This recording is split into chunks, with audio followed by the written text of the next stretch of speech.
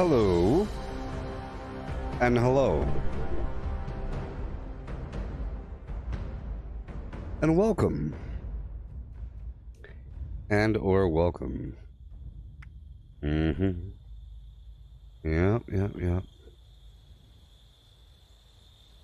There we go. Perfect.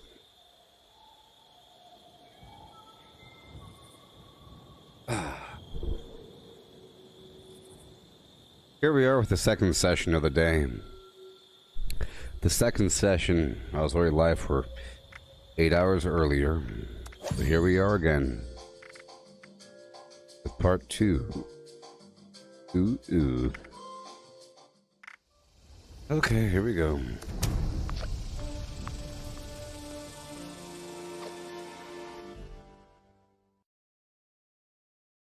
Back with the wave of bees.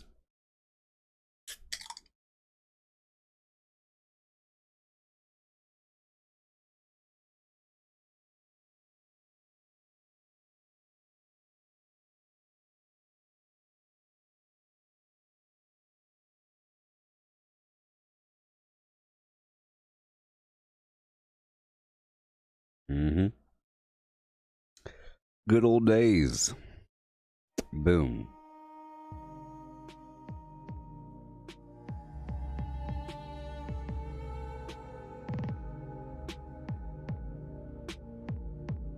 Testing 1, 2, 3. Okay. Say what? Say what? What? Say what? Say what? What?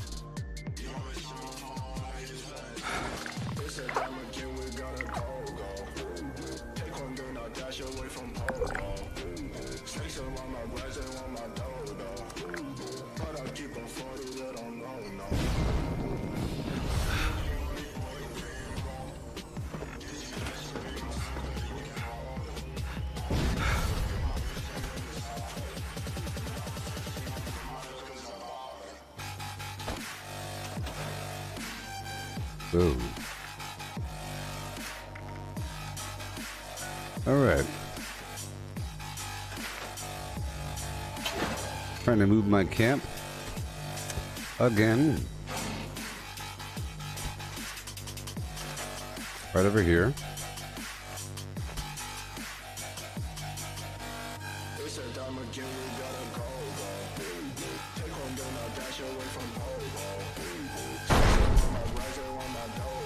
Oh yeah.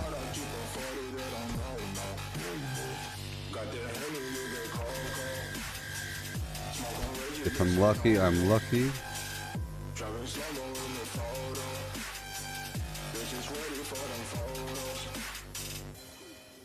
Now, if I'm lucky, I'm lucky.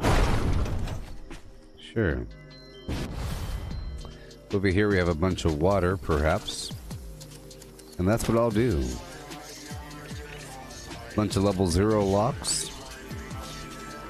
Okay.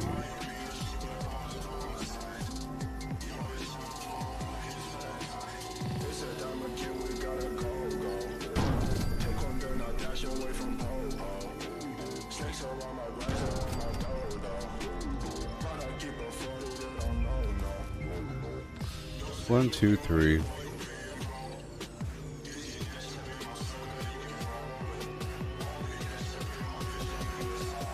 Right over here. And right over there. 1, 2, 3, 4. Perhaps.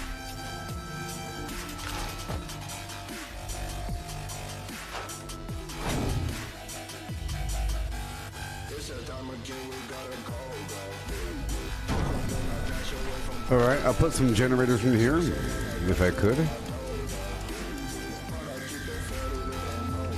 Water.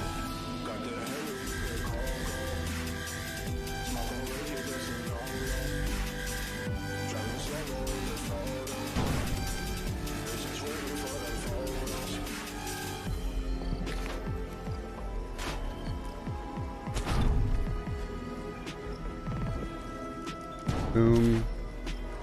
And boom.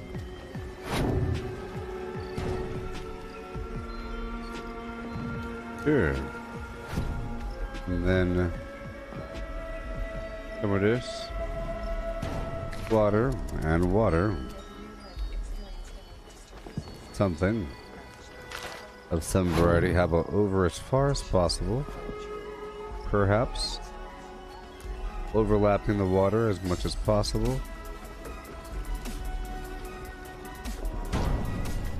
Perhaps.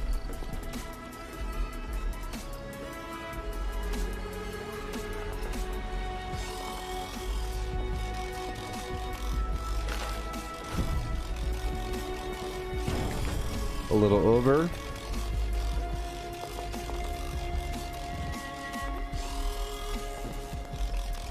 Sure is annoying. Maybe if I get rid of that and do just one, huh? Just one? Sure. Just one. No big deal. I don't want to be too attached to it, right?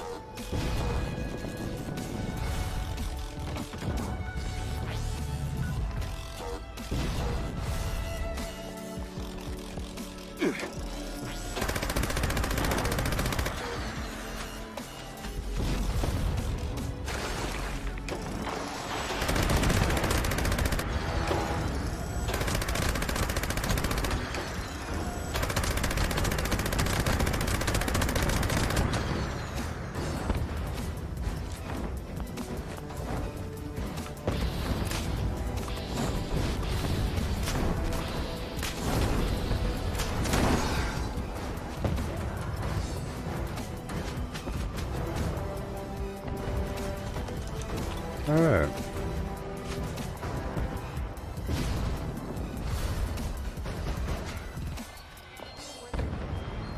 So dangerous.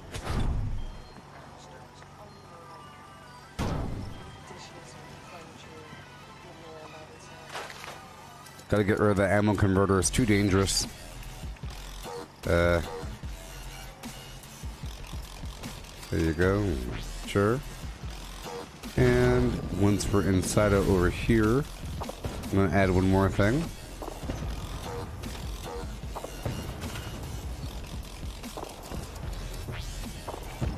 A small table.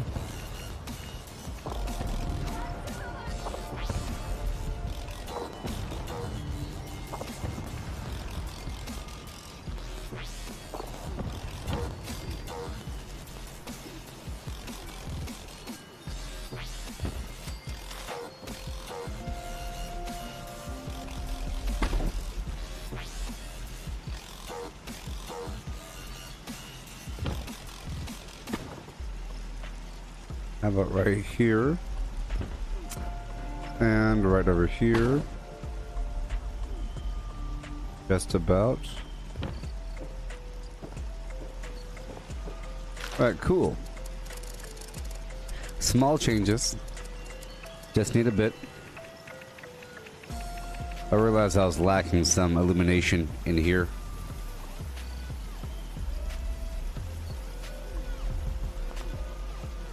Oh, the budget.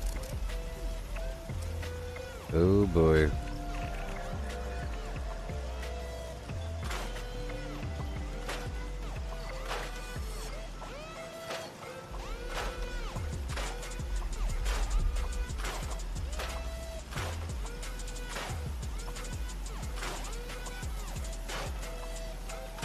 Clear out this budget.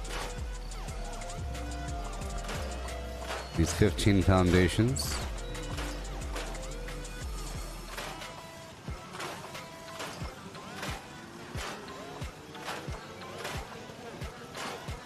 Okay, now go back to putting these lights down.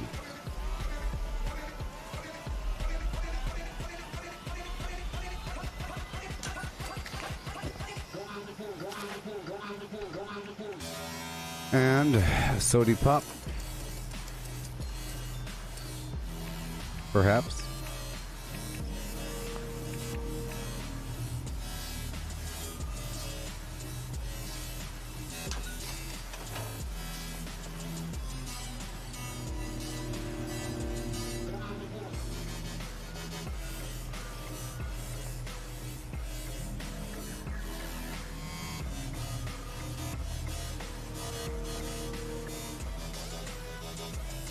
Okay.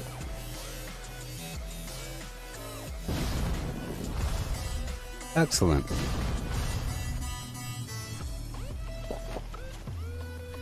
Hopefully people buy from me. Buy my garbage. We're at 29 out of 30. I'm selling weapons here. Alrighty. So while I'm here, I have to get rid of the rest of these stored objects.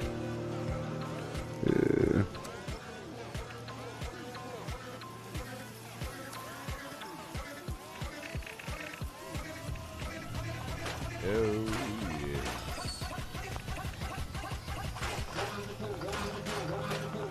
Hey there, sir.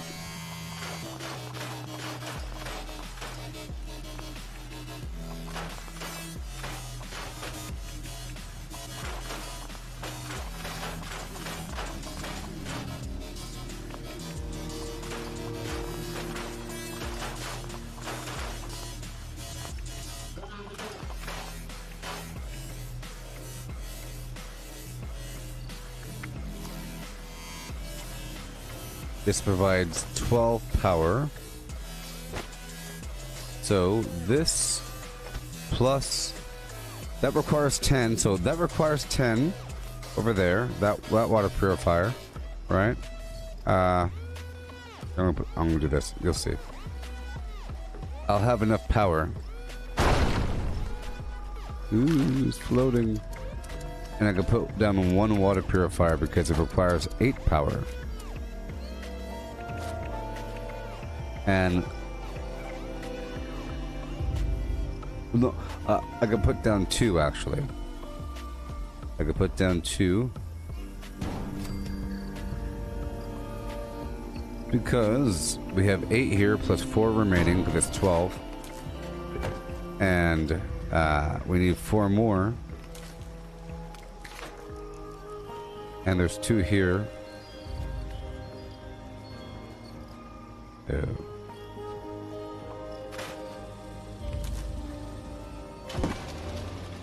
Just 1.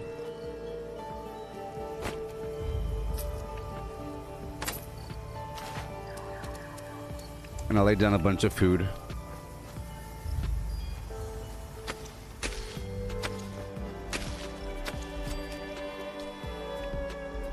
Doesn't matter.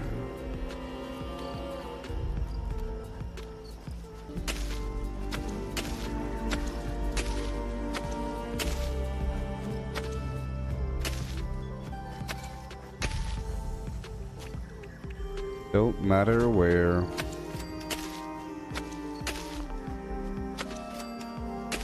Lay it all down. I'll live here for a little bit, and then we'll move. And then we'll move.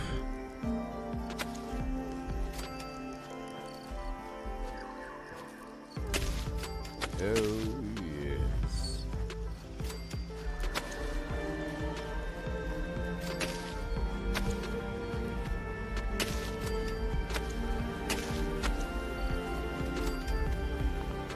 Cool. Bunch of garbage.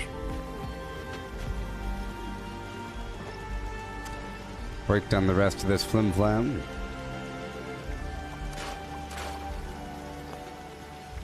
Every day we have so much to do. I did a whole lot last session. A whole lot of workshop conquest. Didn't fight anybody though, I don't think.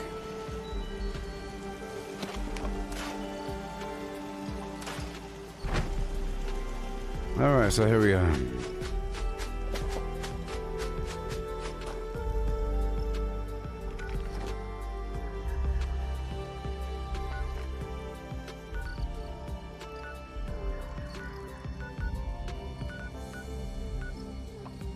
First, I'll try to turn in whatever remaining steel I have to the Atlas Observatory before this day is over, before the next day rolls over, you know?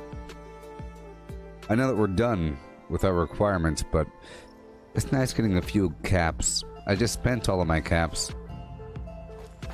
I just spent all of my caps. purchasing gold from Smiley, where I spent 4,000. It's important to do that before the Monday rolls around. We'll have this place ready. So I'll put my survival tent down over here.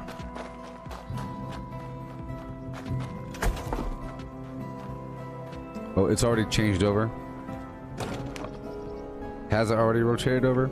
You're saying it's concrete now? Let's find out.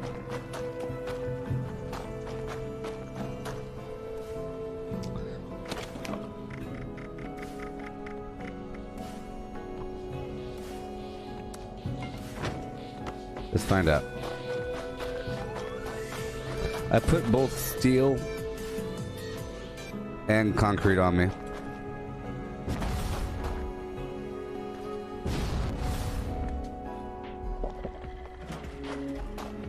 I think Yeah, it's Dad concrete. would have been proud of what we're doing here. Yep, concrete time. I have 9,000 concrete. Protect and serve. I'm donating 9,000 concrete right now. All of my concrete, which means that now the most important workshop is the abandoned bog town.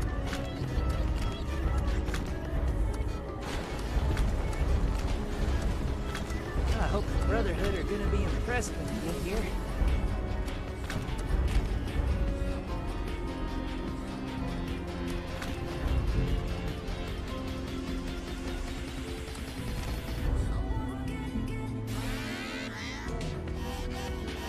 Yeah.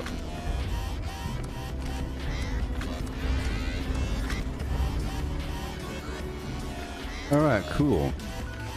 So now I have, right now I have 475 caps. Could be doing better. I'm going to open up 34 of these donors' provisions right now.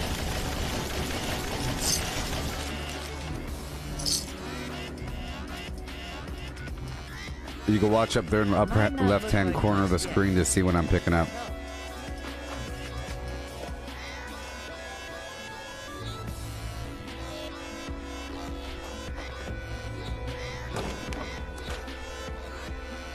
Alright, we'll go straight there.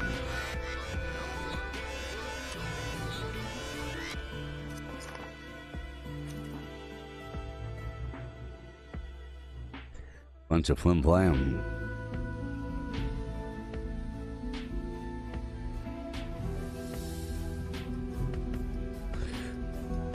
There are 3 concrete nodes here, plus there's a floor with a bunch of concrete there. Bunch of concrete.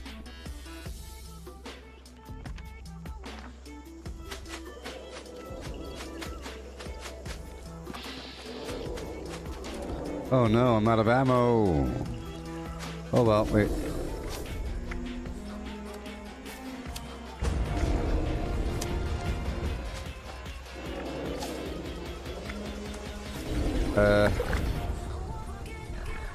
I'll just punch him.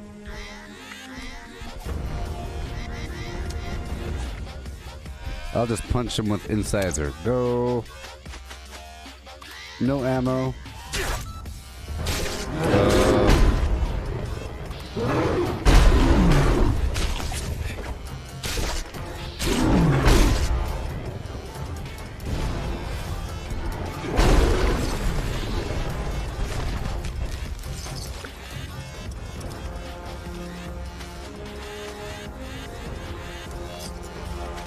So right over here, there's a ton of loot.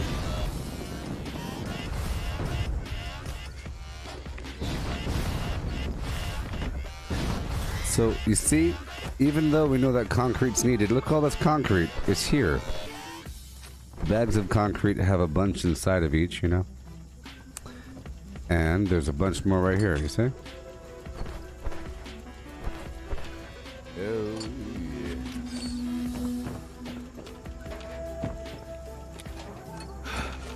And right there.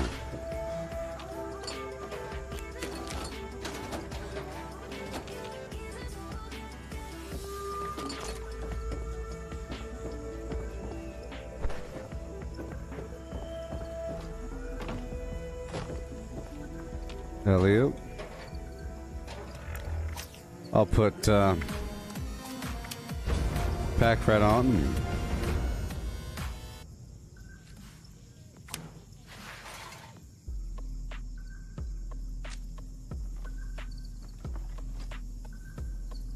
We'll call this loot.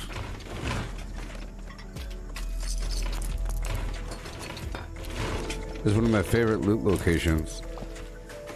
It's nice and dense. All kinds of stuff. Typewriters and fans and clipboards.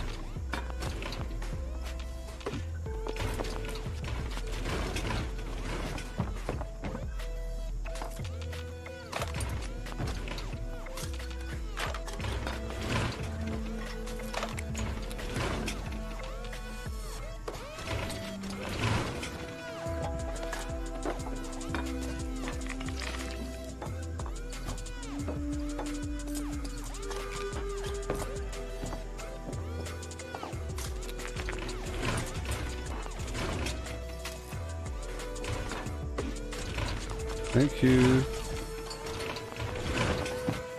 Alright, get the heck out of here.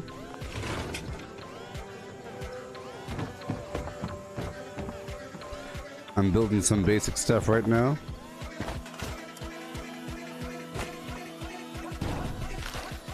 Okay, I'm gonna put the building perks on right now. I'm about to build a bunch of garbage. Let's go. Home defense. Contract orb. Boom. Because we need this stuff. And I'd love to drop off what I have before someone comes and eats me. Let's go drop it all off first. And then I'll build up everything. Done. Right on back. I'll build up what I have to.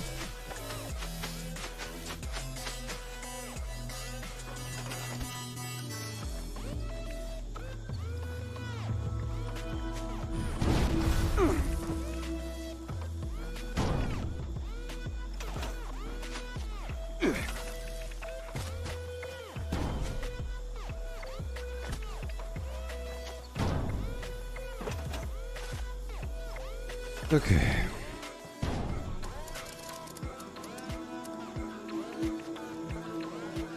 There it is. Whole home. And light it up.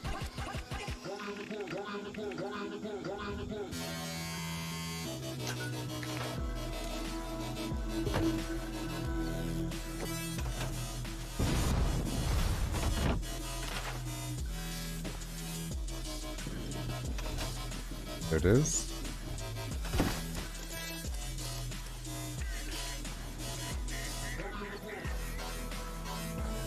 Right over there. Kazam.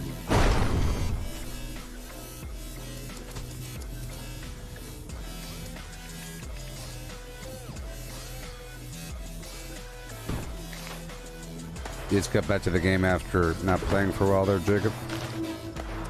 Hope you're having a good time. Uh-oh. I don't have any ammo, but I will in a second, yo. I'm gonna put up a couple turrets. Just to distract these guys. I'll move them around afterwards.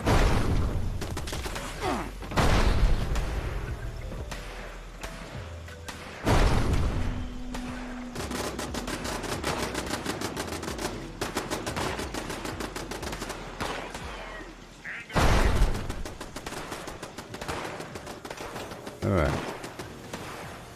I will adjust things in just a bit. Boom, boom, boom.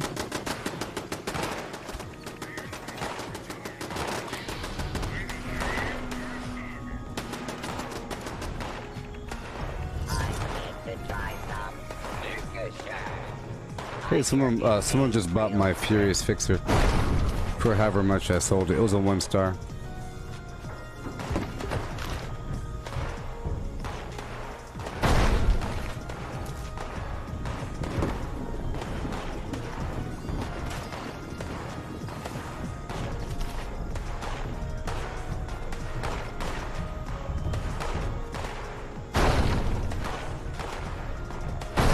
Come on. Ooh.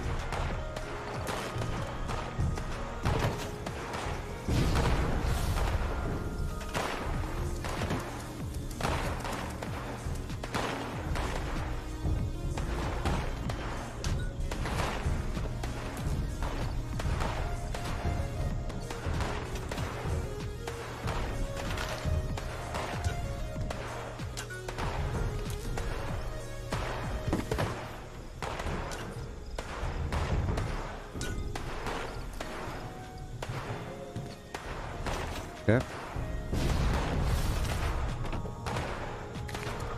Gotta hurry up with these power connectors.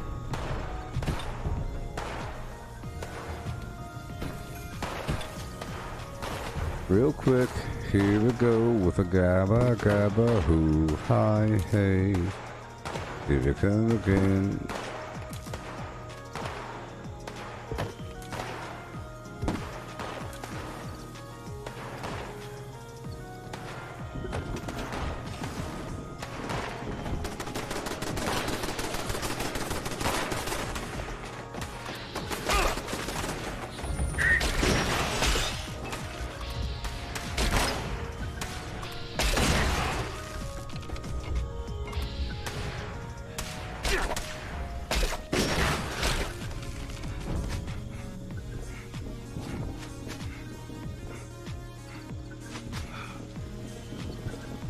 Alright, we're still going.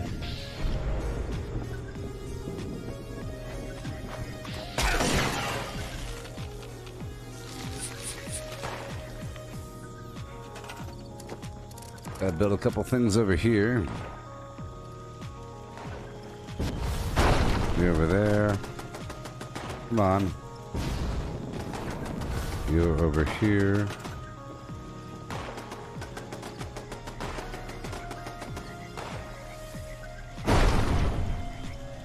And I'll build a cabin right over yonder.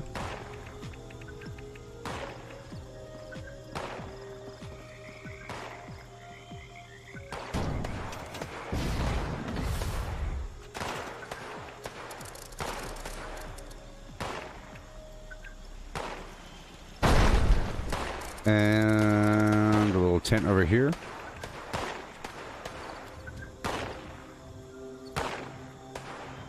Ugh. I hate this gunfire. It's annoying.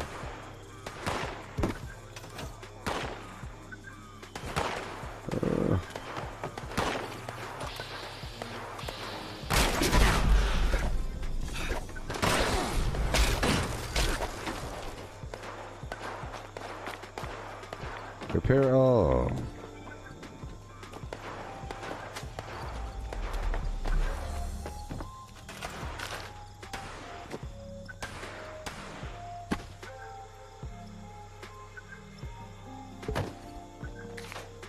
Okay, defensive limb go.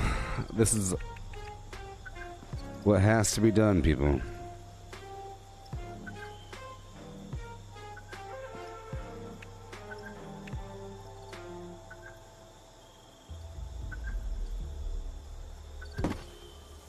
Whoa.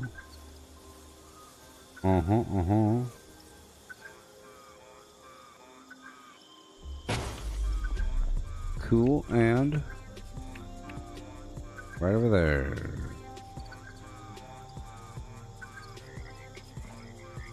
Right like that.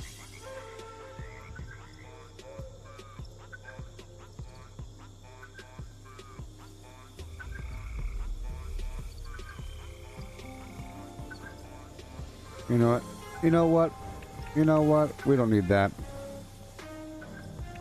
You know what? We don't need that either. Nope.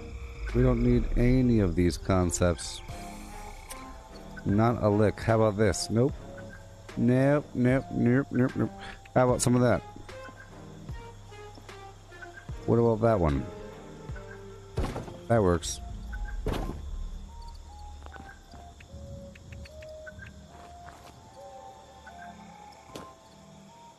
There we go. Uneven flim-flam doesn't matter when you have submersible objects. we go. Right about here. Yeah, the outfit comes with the mask. It's for free.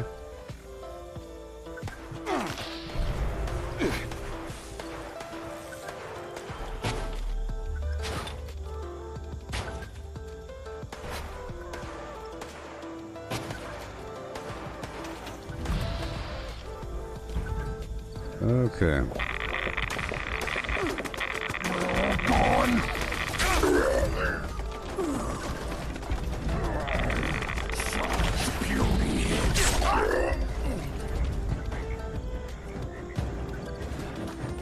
I don't really have a melee build. I'm just able to use melee if I have to.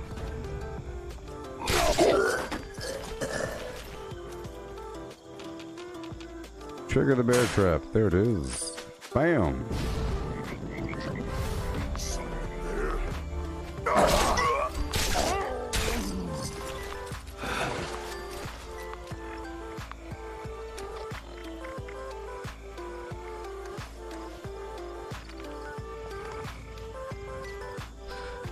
There's a bug where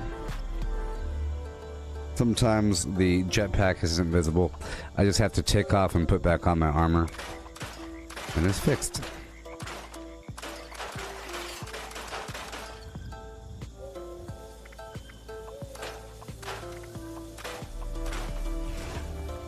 Good morning, Vietnam with a Vietnam with a good morning. You Vietnam things. What's going on? Up in the jungles of Vietnam. Huh?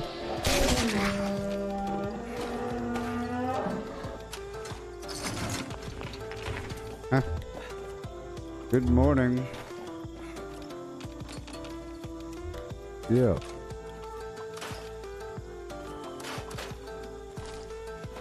Good morning, Vietnam.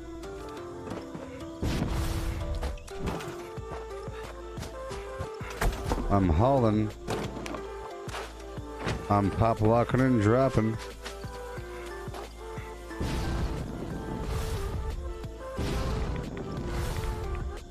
Good morning, Germany. Good morning, Deutschland. Dutchland. Deutsch. Them Deutschies.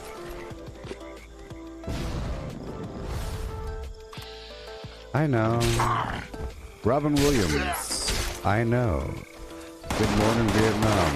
You don't think I know the quote if I'm saying it in the same way? You flim flam man. I'm saying good morning, Vietnam, and you're telling me you know it's from a movie, right? Yep.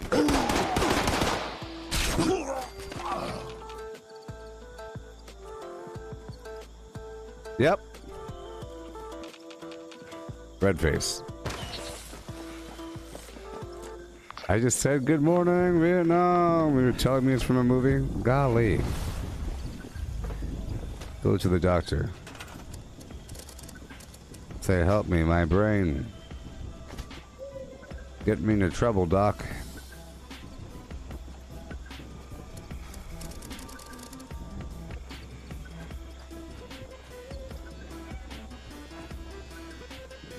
I'm just assuming that you're not from Vietnam, Sven. I'm assuming, Sven, that you're not from Vietnam. And you told me, good morning, Vietnam. You think that... I know that you know that I'm not from Vietnam either. You see?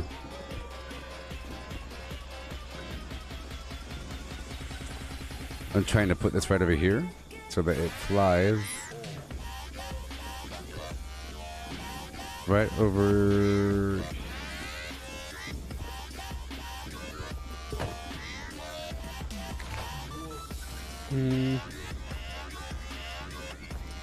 Okay.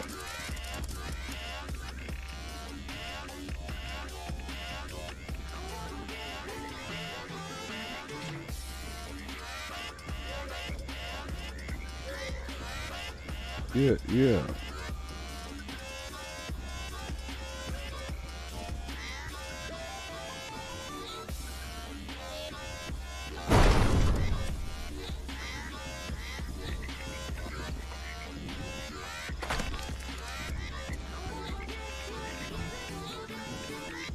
Wonderful. Right over here. This is what I do now. This is what I do.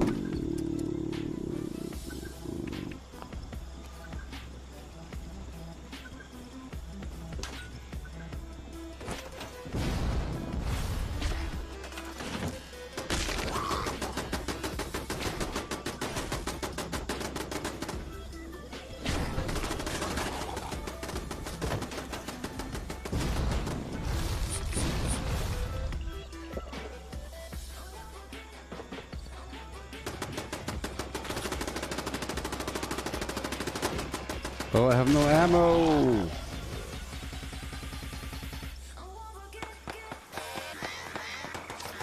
Let's make some ammo really quick. There's a player here and I have no ammo.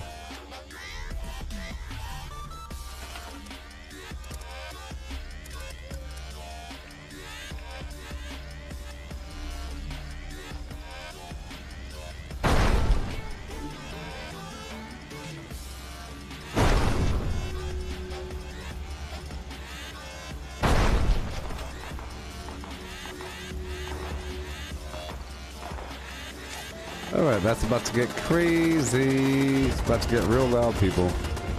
I'm sorry.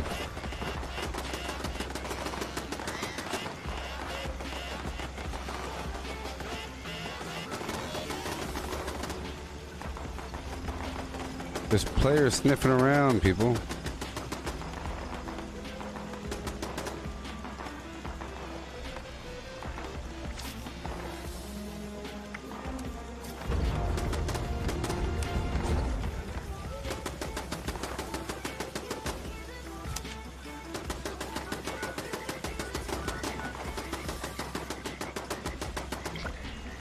There we go.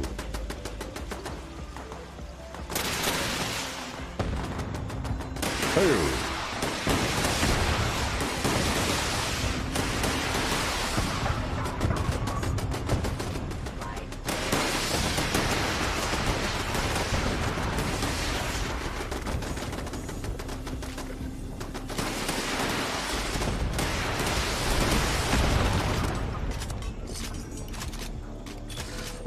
I said it was going to be loud.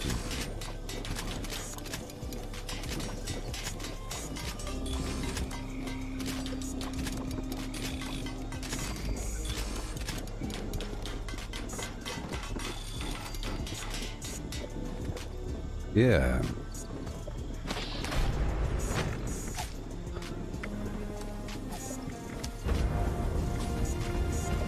Hey, DJ.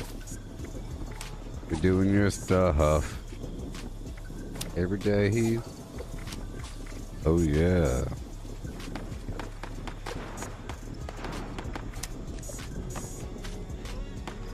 Sometimes I think about burning this campus.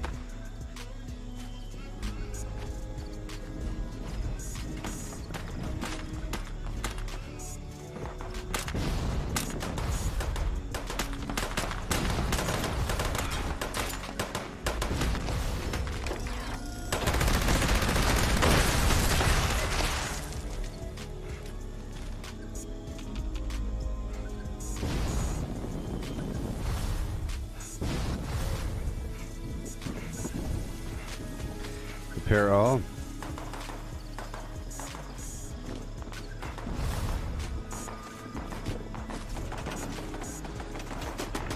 Okay, I'm not done building.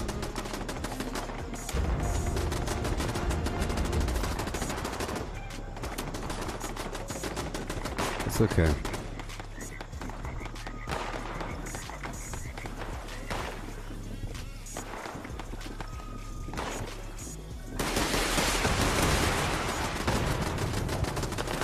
You ask me why I don't go melee? Well,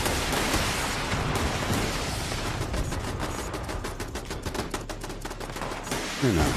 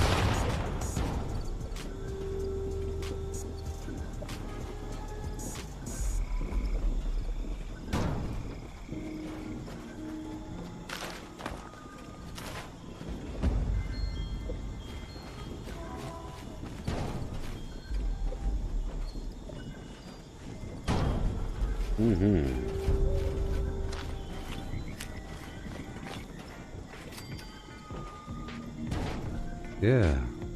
I wonder what human gland tastes like.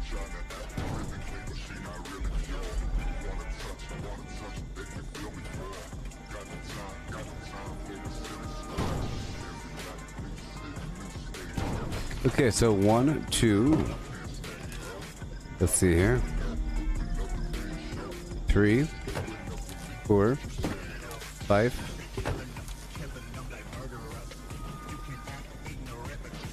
6, 7,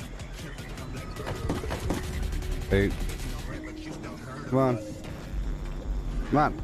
If I do not get more jet soon, I 8, will blow up you. 9, 10. All right, 11, 12. Look at that. You see?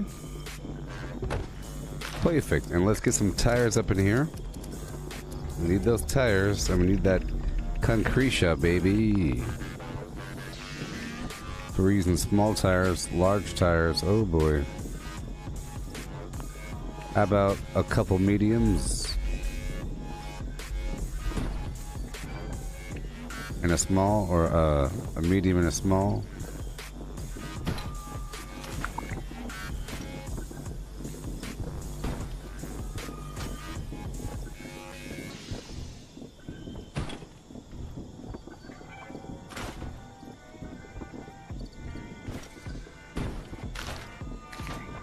Would a large one be too large?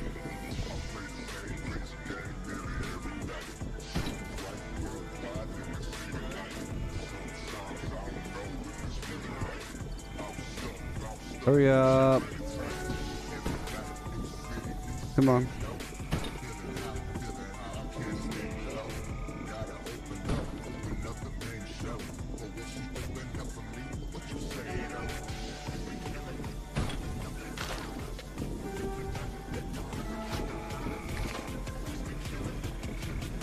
Alright, get rid of you. Alright, I'll put these lights over yonder.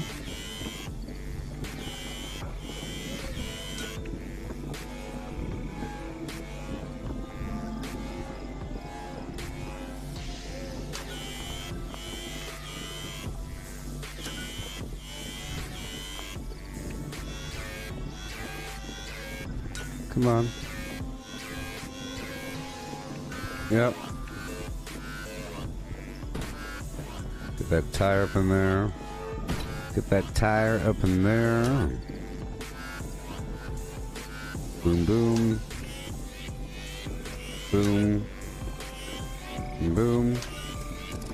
Okay, get some lights up in yonder.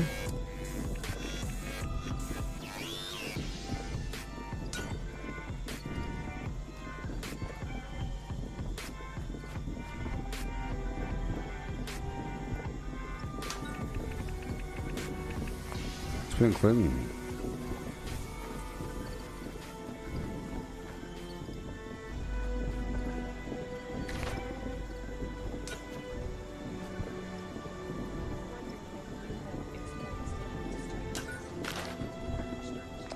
This indicates free.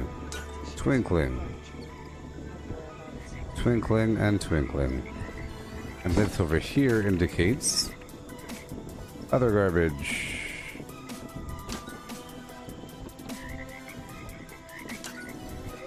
Blah, blah, blah, blah, blah. Cool, cool, cool. All done. And now we'll add some power connect orbs. It'll be real fun, like. What time is it? It's 9:20 p.m. in California, Sven.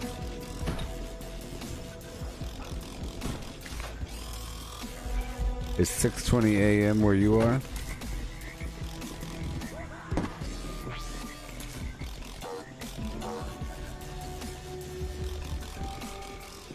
Come on. Ooh, ah. Ooh, look at all these lights. Isn't it cool? Isn't it cool?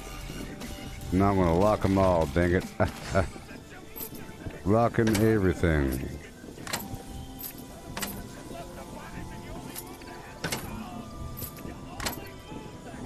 Lighting sure is nice. I love the smell of corpses in the morning. Hey, Damien. Getting the abandoned bog town online.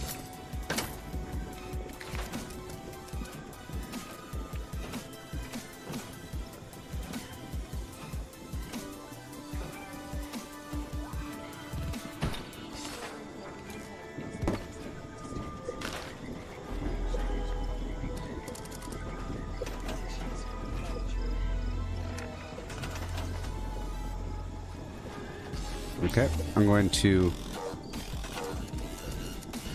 get some defenses up in here.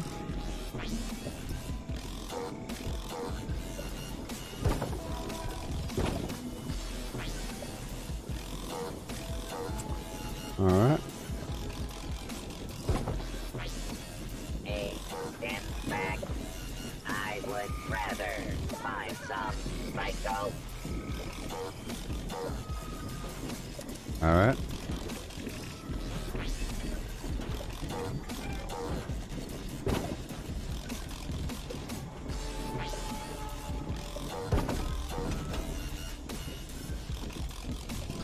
Yeah, make sure everything is locked.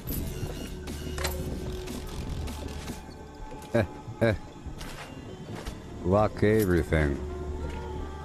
With level 0.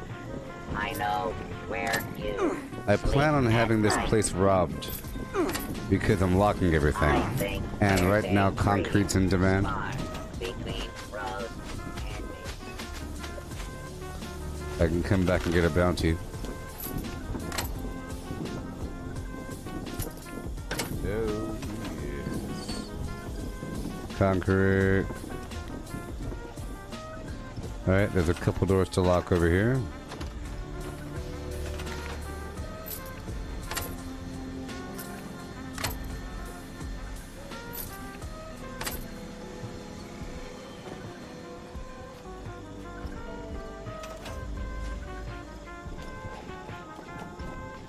Alright, workshop completed. This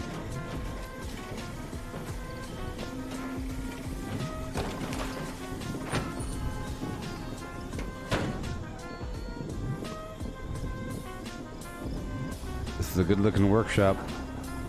Alright, put all these plans away. Electrified Sheep Squatch Club. Interesting bunch of param plans. Tomahawk plan. Hey, that's cool. I just got another tomahawk plan. If I do not get From more the provisions. soon, I will blow That's up good. you. That's one of those good things, by the way. One of them fabled good things.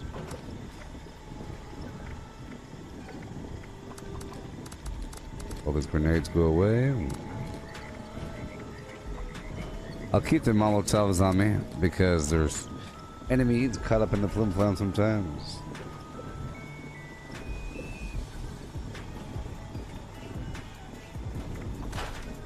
I'm not throwing away these things. I am selling these things. I'm putting them in my stash for later. Okay, so now I have to get myself my power armor and head to that load bearing mission to get more of those treasury notes. So I'll pull out the power armor and I'll get the instigating weapon out.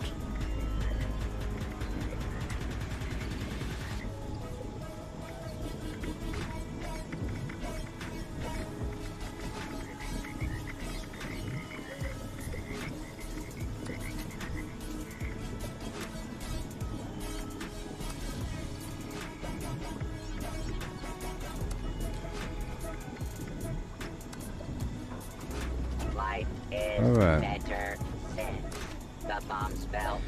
Now I'll quickly get myself a fusion core and then run on over to the load bearing mission event right around the corner.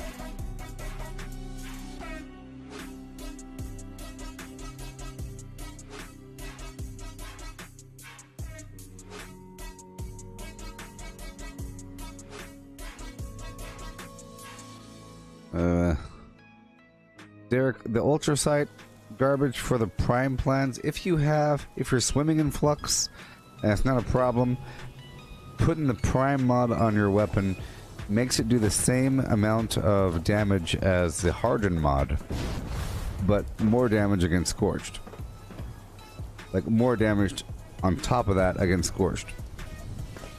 But it costs very expensive ammo. I mean, it's ridiculous. The ammo costs flux and ultrasite, so.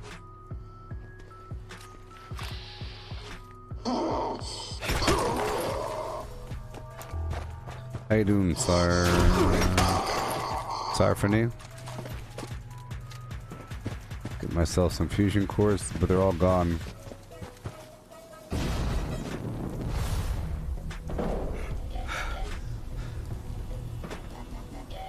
I just want like one.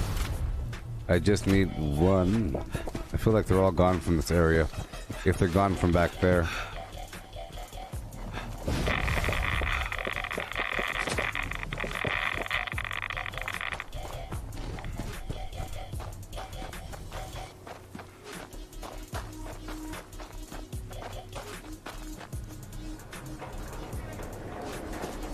All right. And then we'll hop on down.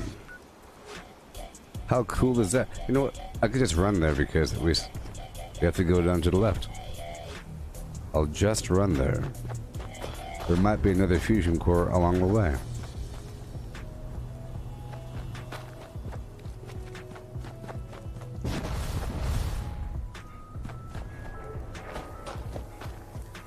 Up and around.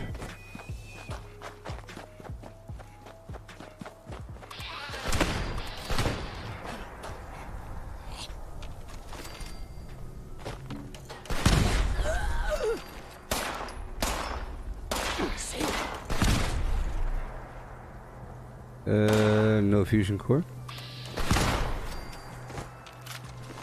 Alright, going right on down. In the power armor now.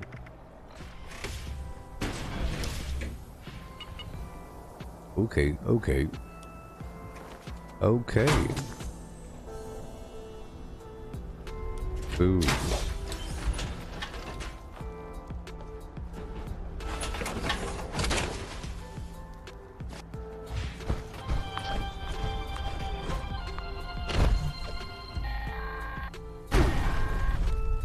Attention, mine shaft reopening imminent. Available support personnel, please report to mine shaft remain for repair and collection duty. Civilians, please exit the area. Thank you. Thank you.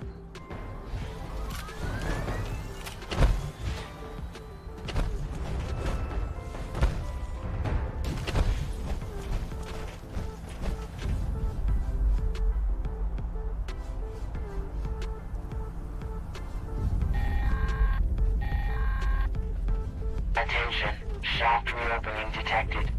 Support personnel, please initiate collection and auto minor repair tasks with caution. Structural instability detected. Alright, here we go.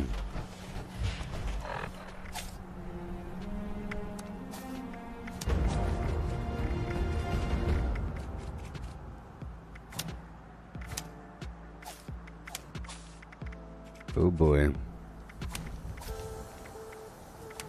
I'll put on full charge so that if I sprint, it's not going to waste my fusion core.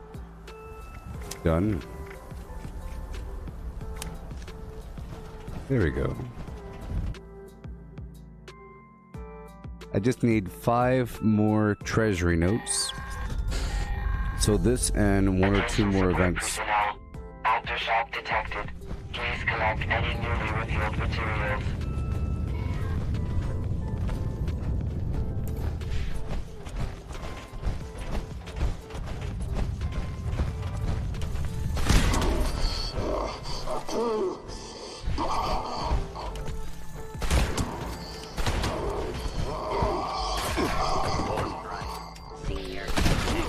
I'll do them afterwards.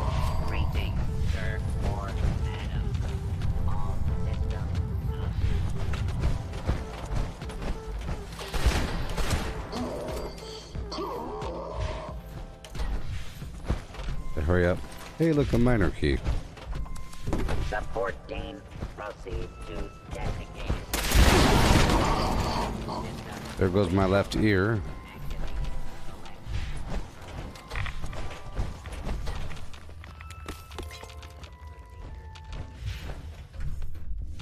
Thank you.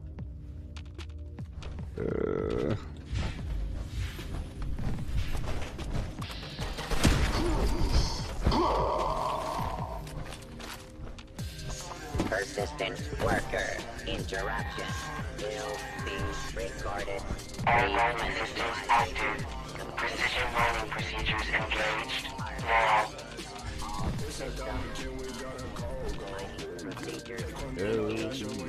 Thank you.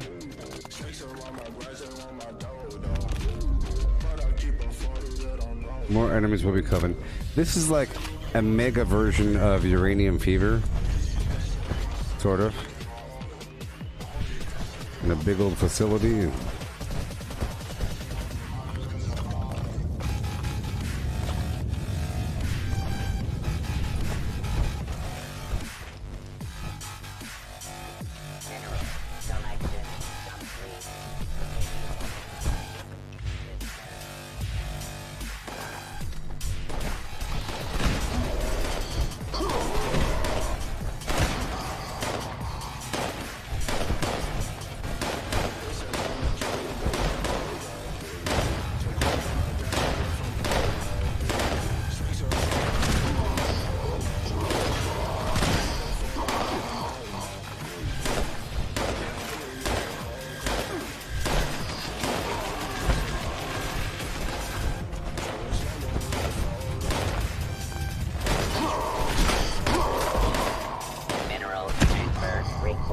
Done. Please use flame token.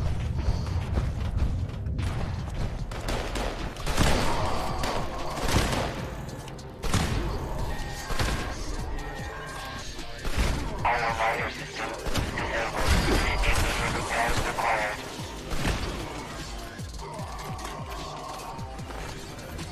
Support team, proceed to designated collection camp.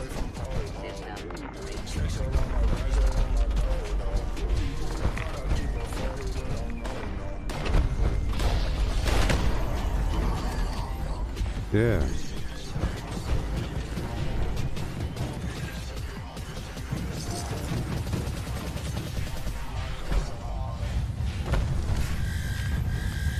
Yeah.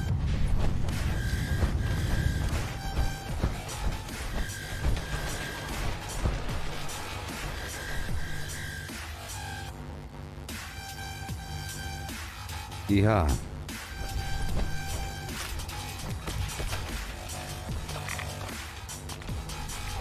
It's a bit of ore.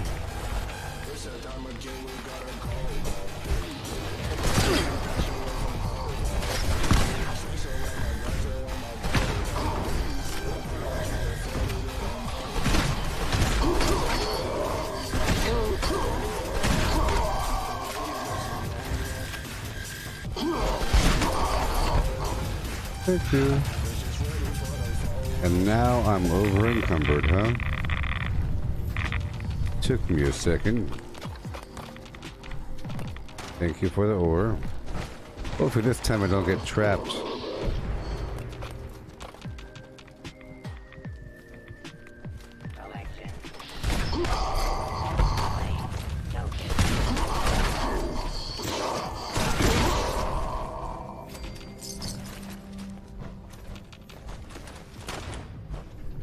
Cool.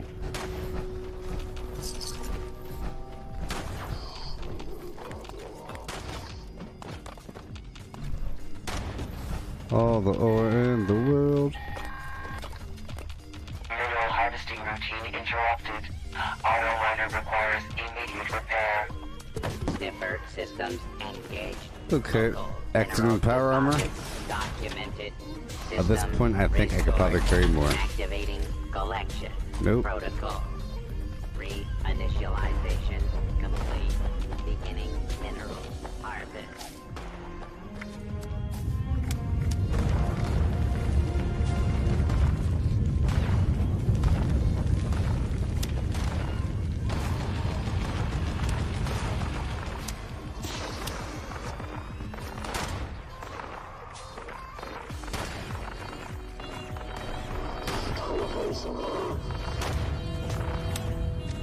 Alright, I'm still over encumbered. Cool. Minerals transfer required. Super fun. Lose claim token.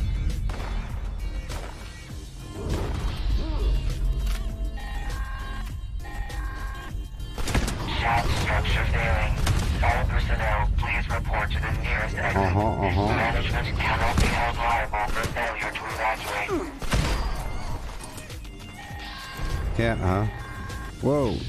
Priority responder message incoming. Immediate evacuation of the First Friends Church in Charleston is required due to swarming vermin.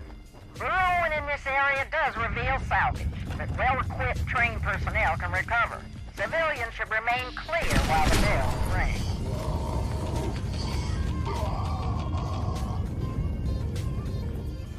Minerals. Oh, that's not the way out. This is the way. Oh no. Issuing claim tokens.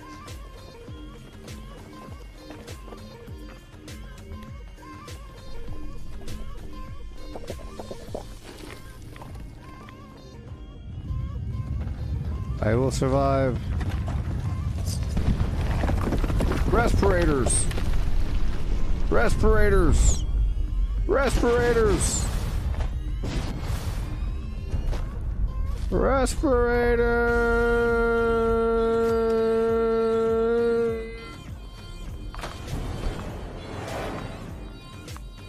All right.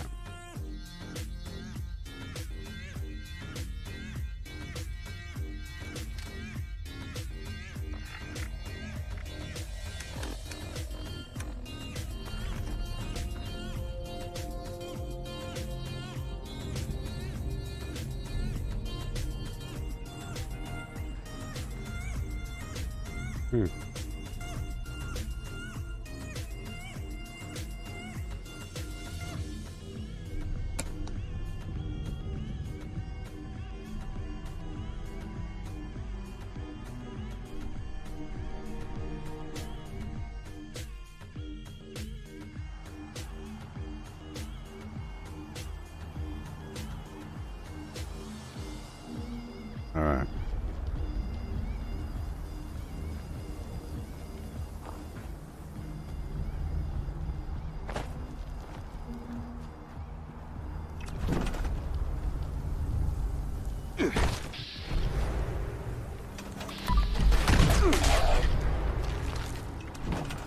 All right, drop it all off. Ugh.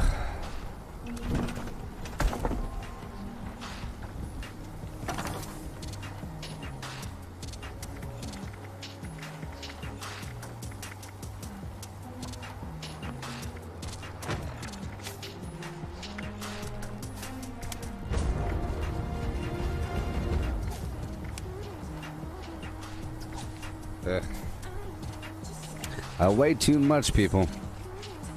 I don't like being over encumbered every 3 seconds.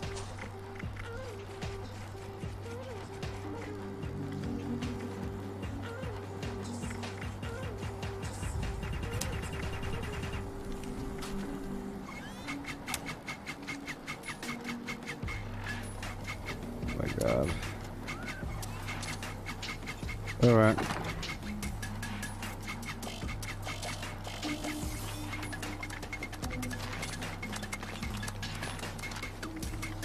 Put that over here. Put these weapons away.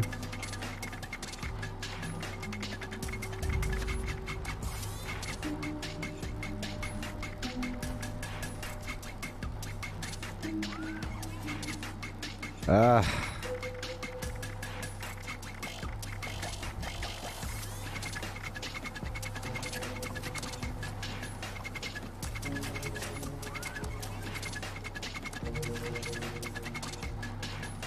So many grenades.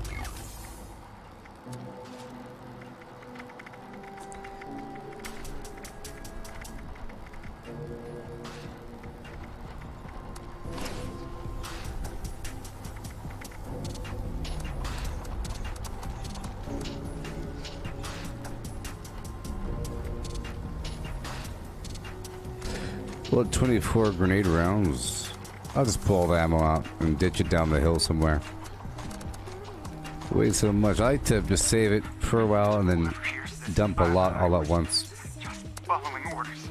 Check my terminal. It is all there. This whole fiasco, it goes all the way to the top.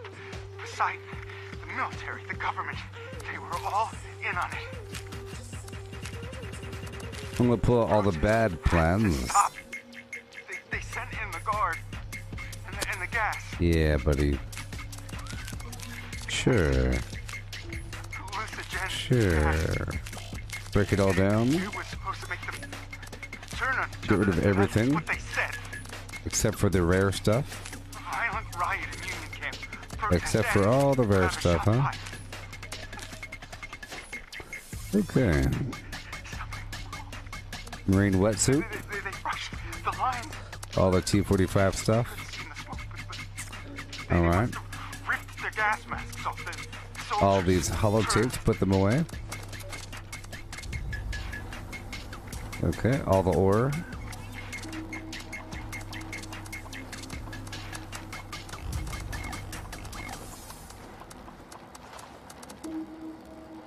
$781. Weapons. Okay. Just drop off all the ammo right exactly at my feet.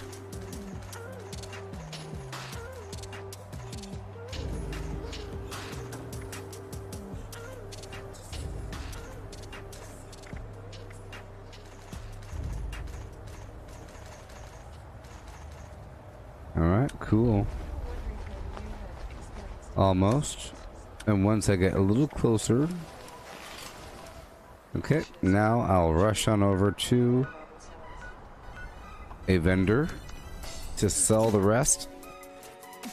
I hear you, Stu. 8FPV. How's it going? Yeah.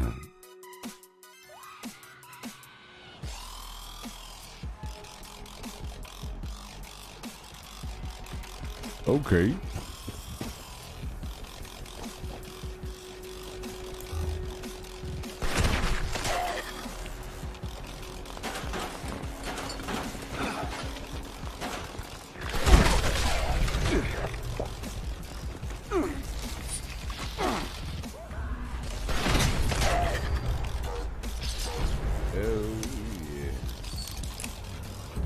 Hello, Kylo. How's it going?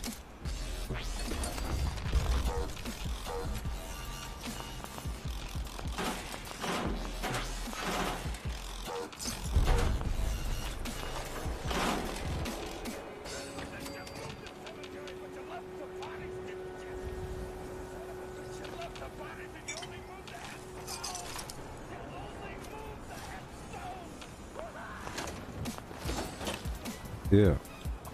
Okay. Oh. Goodbye, weapons. I do have Scrapper on to break down all these weapons.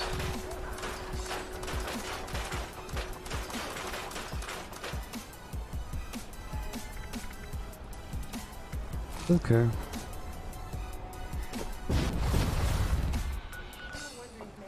So, right on down to a vendor.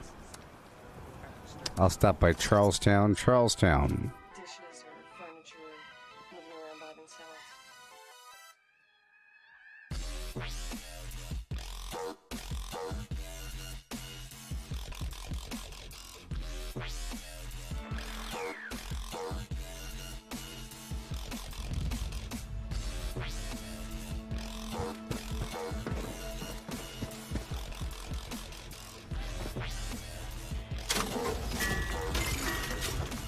Okay. These notes I'll get rid of right here.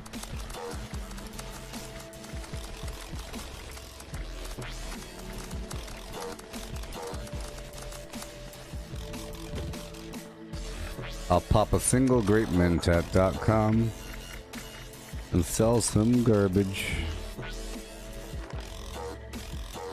Be Right sure away. to Stop up while you can. Oh. Let's go buy some stuff from the vendor.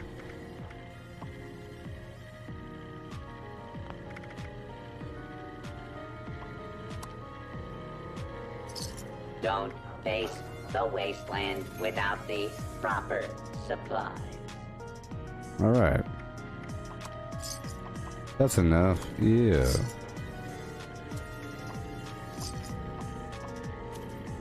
Awesome. Sort by spoilage.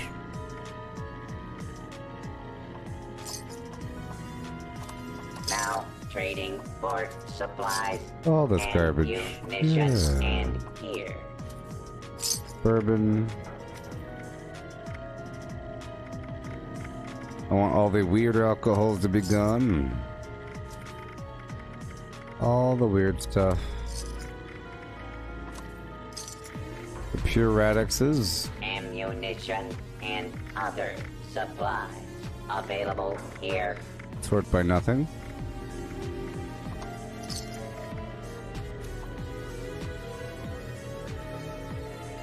Three of these bad boys. Okay.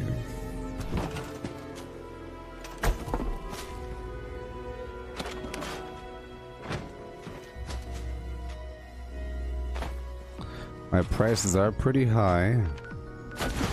Pretty crazy. There's nobody over here, so I bet you if I move my camp right about now, be a good thing.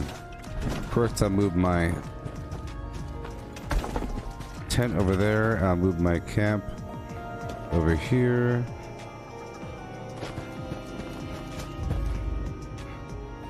Overlaps existing build area. Uh-huh. Uh-huh. Sure.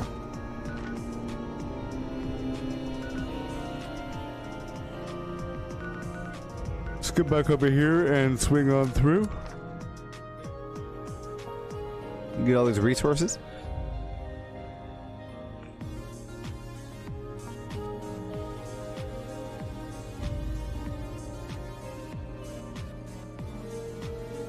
Okay.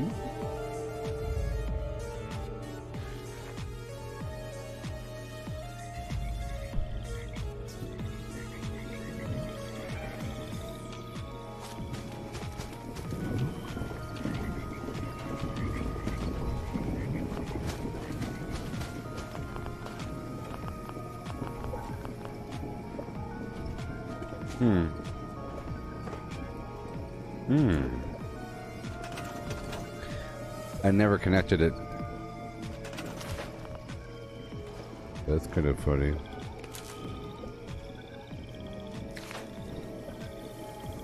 I think I was in the middle of connecting it when a player came up and I had to start dodging. There we go. Concrete. Yeah.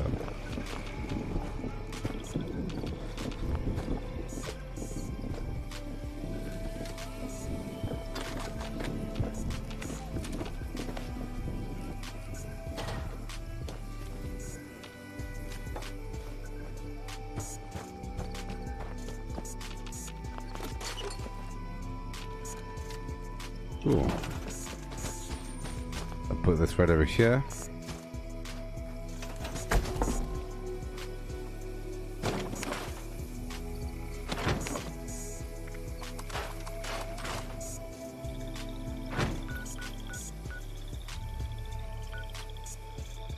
Okay, let's go deposit our DNA, get these samples, knock out a few of our dailies.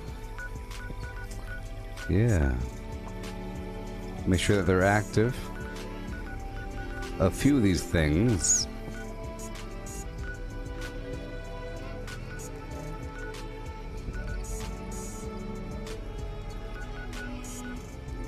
Yep. All these funky old dailies I'll be knocking out in time. So there's a few workshops that do have concrete. Let's go by Poseidon right now. And I might have to bring the power plant online. But either way, there's a concrete node here.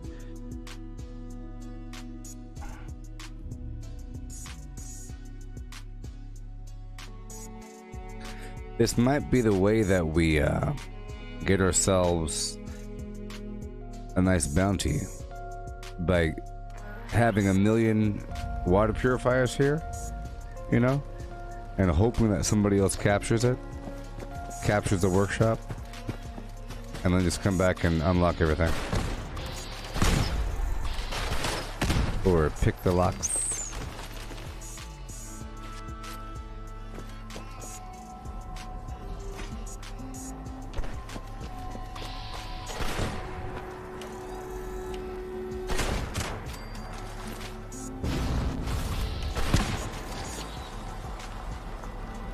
Alright. Country miles are longer than city miles. People in the country can't tell distance.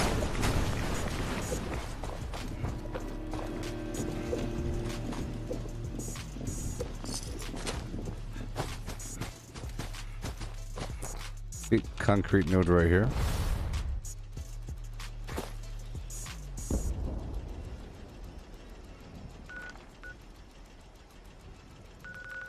Then, of course, the junk nodes out there.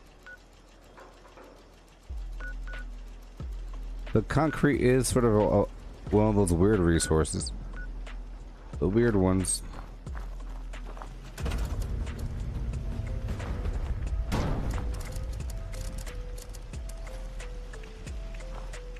Whole home.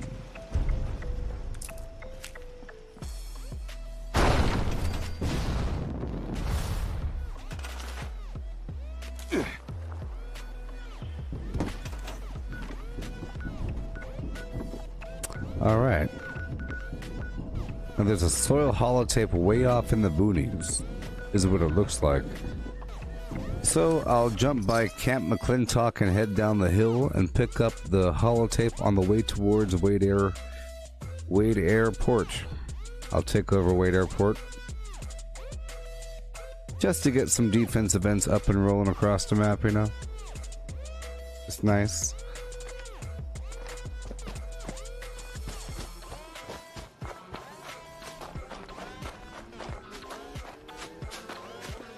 Start running. Let's see how fast we go, how far we go.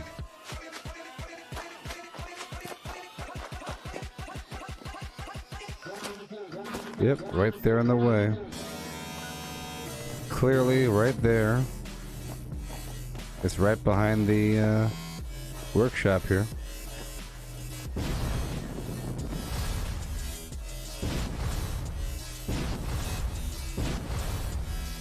Yeah.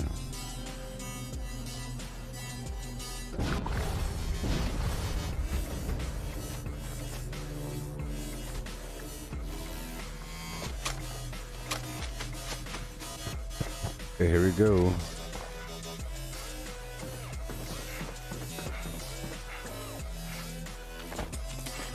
There is some loot here though, so it's a win-win.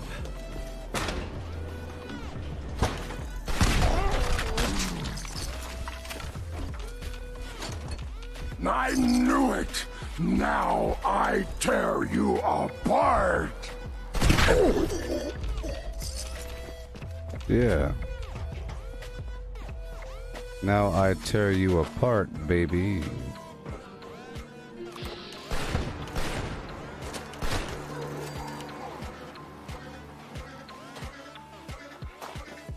Faster. Let me dip in here for a second, get some resources.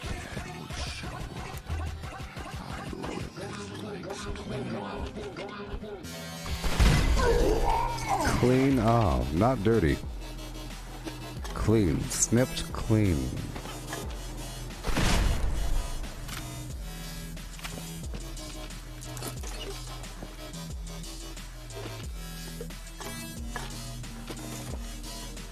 Good.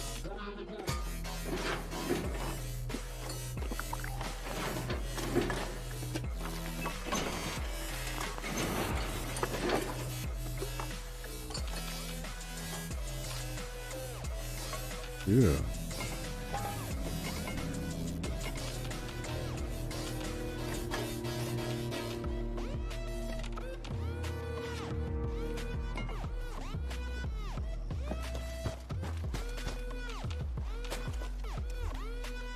Mm-hmm.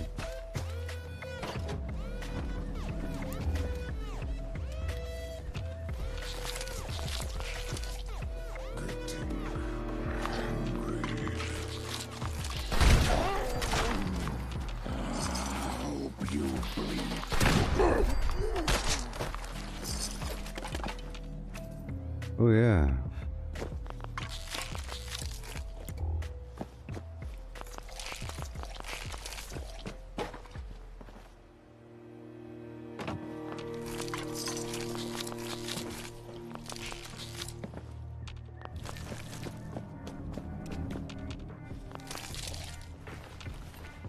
Okay.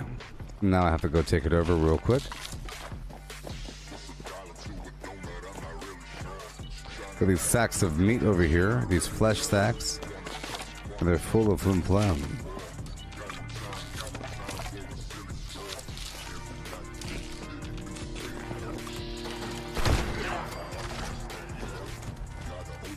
About to be $9.96 in a bit.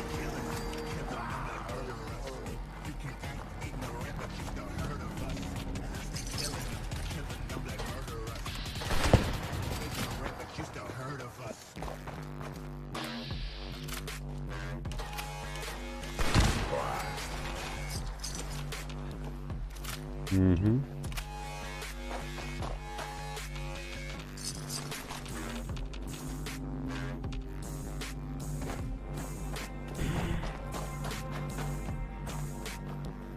Uh-huh. Right over here.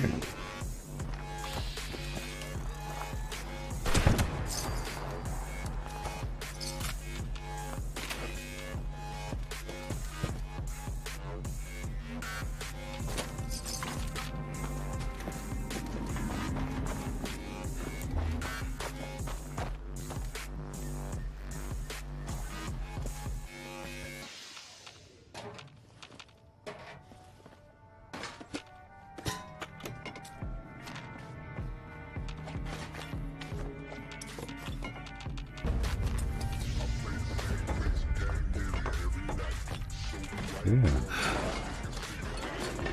Thank you. Goodbye. All these resources. So dense.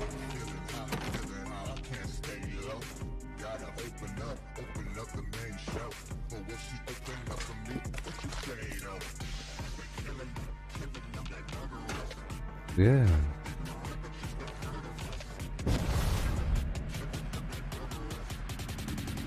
Okay, let's drop off what we have. It's capping. It's capping. And I got that holotape in the process. Gotta knock out all these dailies, you know, it just takes a certain amount of time. It looks like I have to go down to... Oh. It said Lucky Mucker, but for some reason I was thinking Lucky Hole Mine. Lucky Hole Mine. Oh no. Cool. Let's go by Berkeley Springs. Turn in the quest to Chloe. Kill all the bad guys and take over the workshop. Multitasking.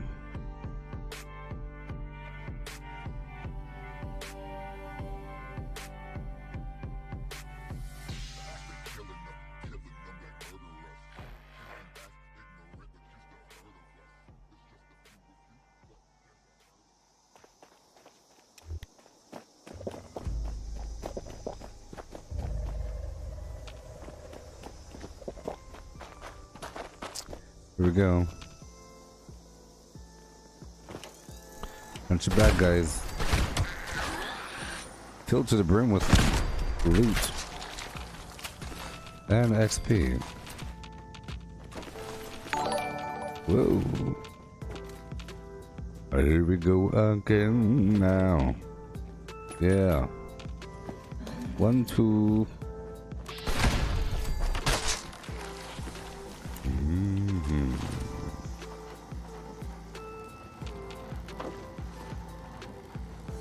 Thank you.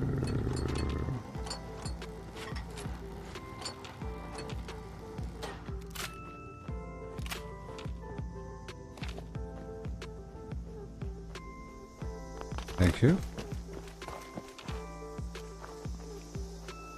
And break it all down all the time.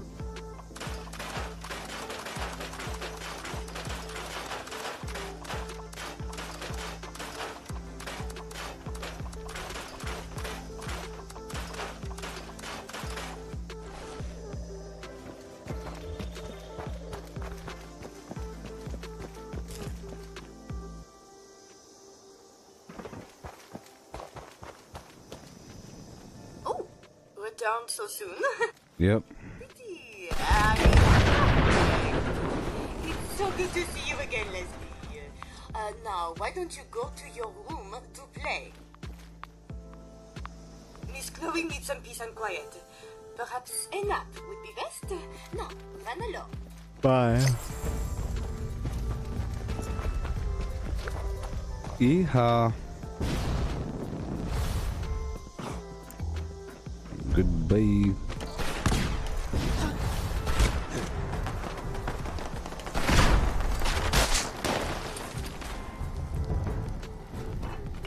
Yeah.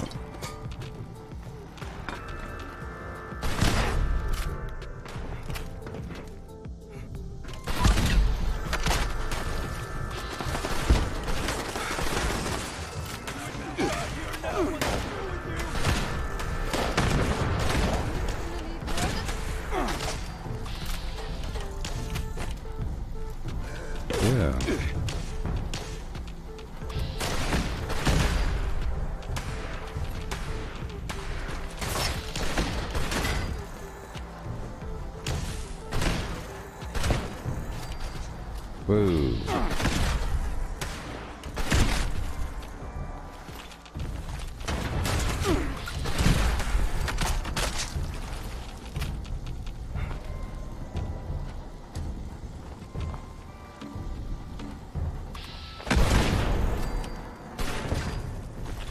Alright, I'll be going up and in here. It's a nice little loot farm. A bunch of ceramic right here.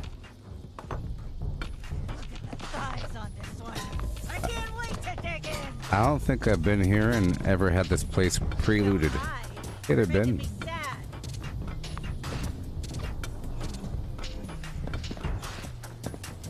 I'm doing okay.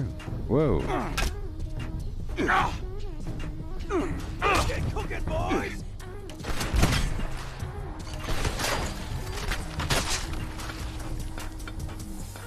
Uh-huh.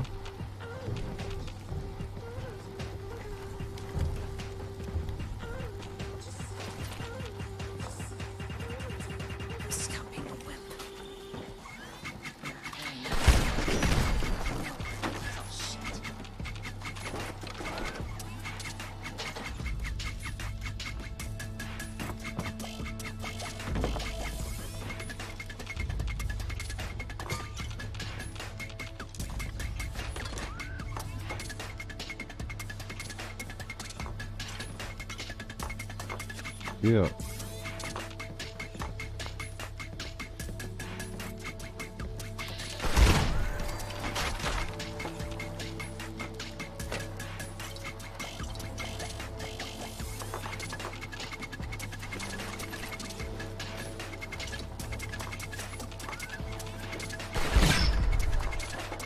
Yeah.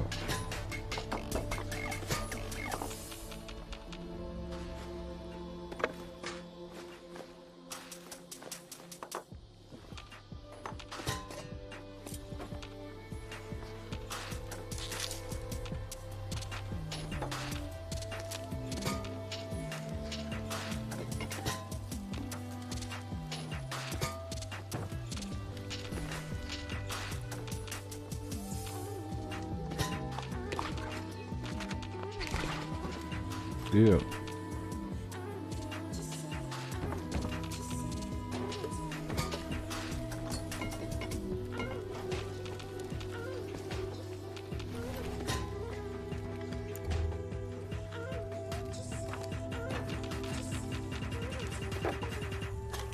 all the resources in the world over here.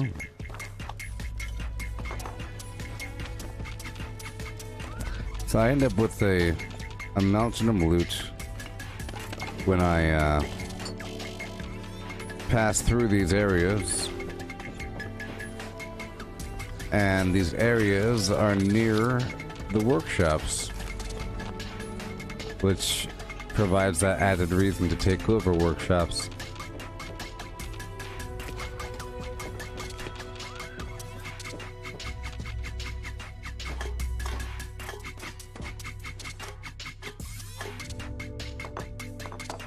Yeah, sure. Here, there, and a little bit of everywhere, you might find this loot.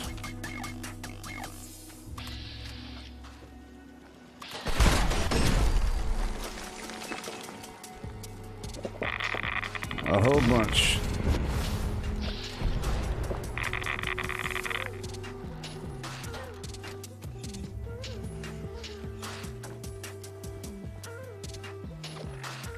I'll take off.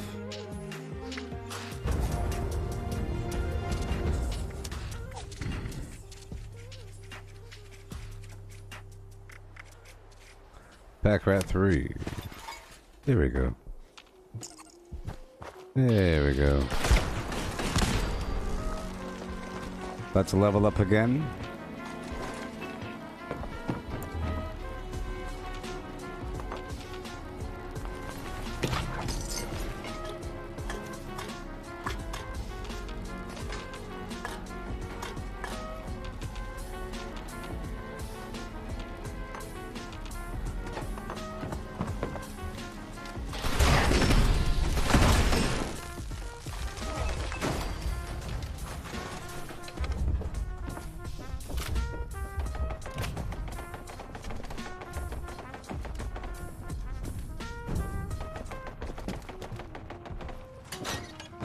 Okay. Open the box up and get to stepping. Alright. We are entering the workshop area right now.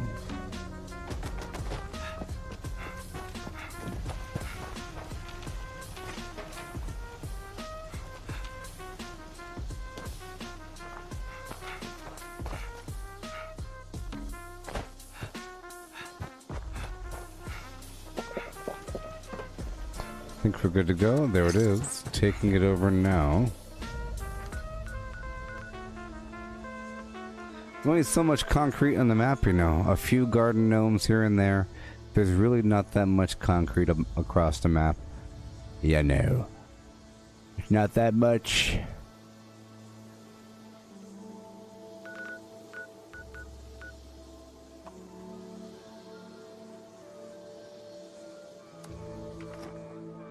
Go check out Radiation Rumble.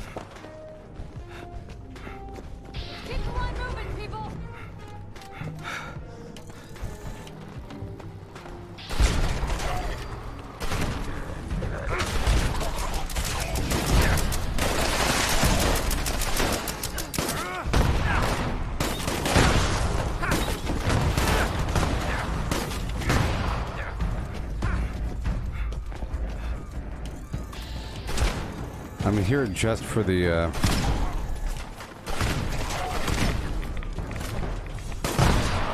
legendary notes. Everything else is just extra. Weapon's about to break.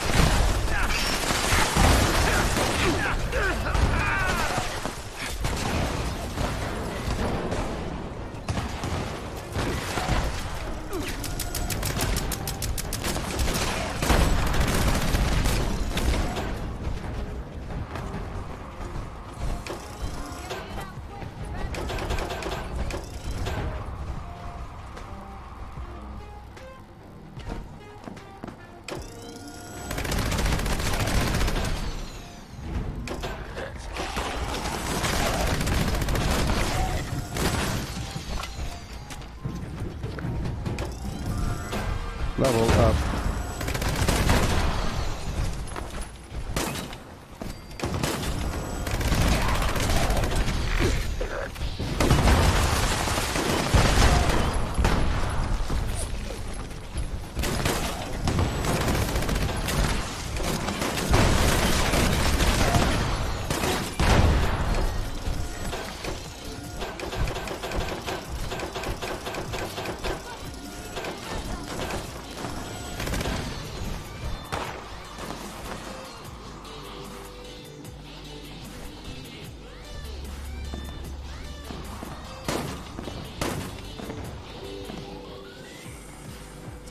Oh boy. Oh boy.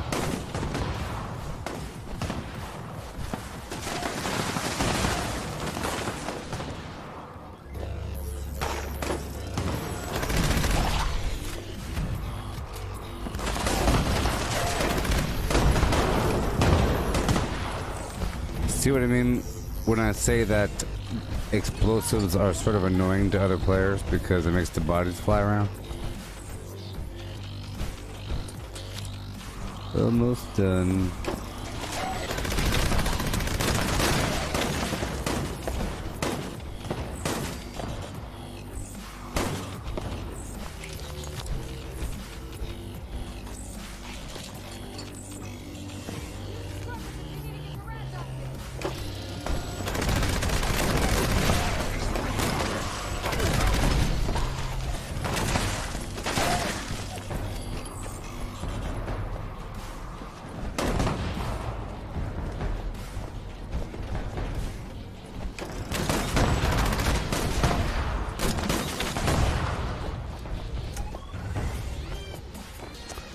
Five seconds.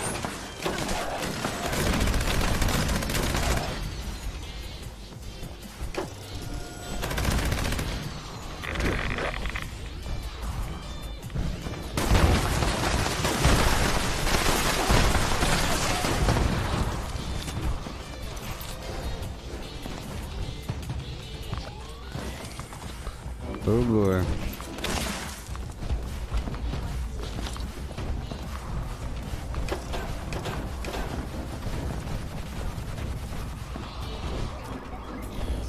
Are we done now?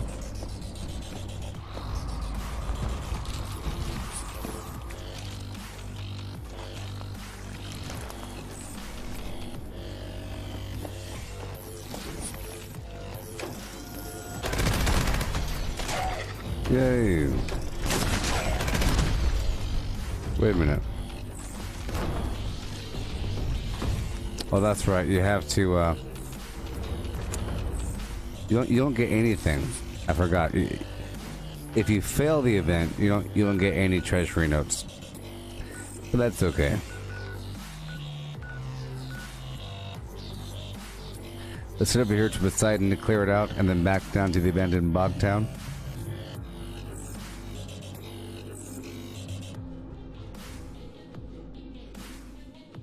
This is back when the raid first opened.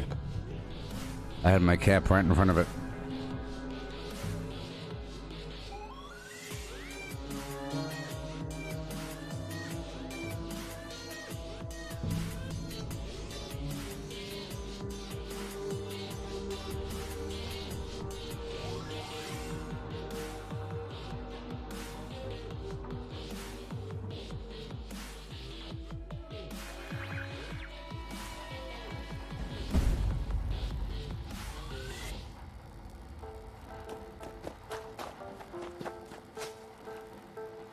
Oh boy. Where are the enemies? And my weapon's broken. Fine. Kinda hungry, that's okay.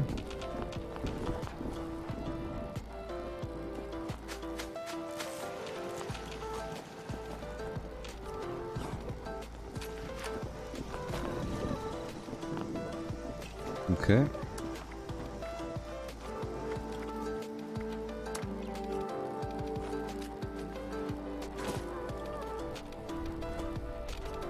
Wherever those enemies are, we're not going to find out anytime soon. Okay. Let's go turn in the DNA.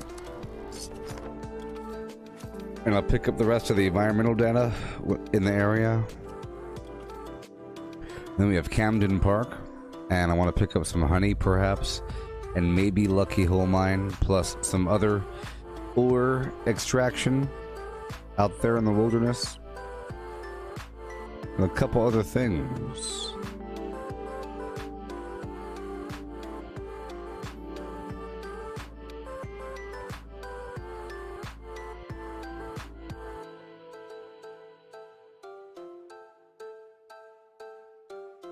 Hey there, Salvia. How's it going? Attention, citizens. Nuclear strike imminent. Uh-oh. Please exit the area at your earliest convenience. Thank you for your cooperation.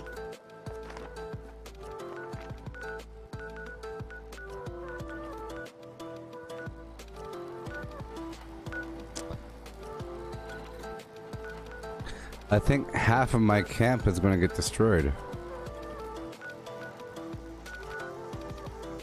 I don't know.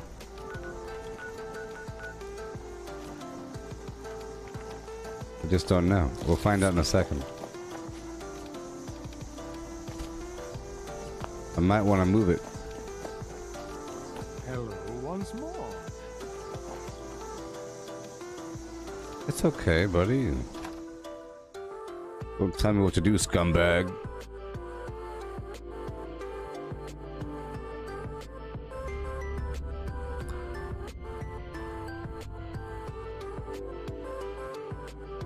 My camp is mobile. I can move my camp if I want to.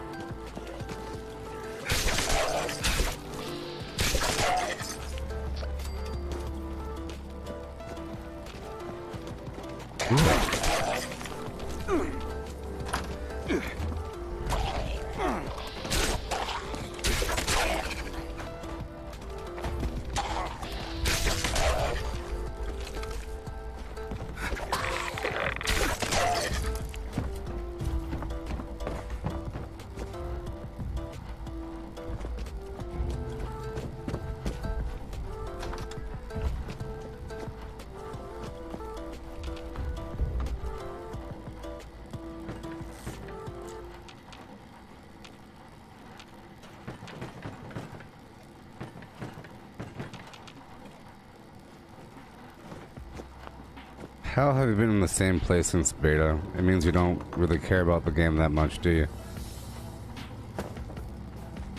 You've never moved ever. Says a lot about you.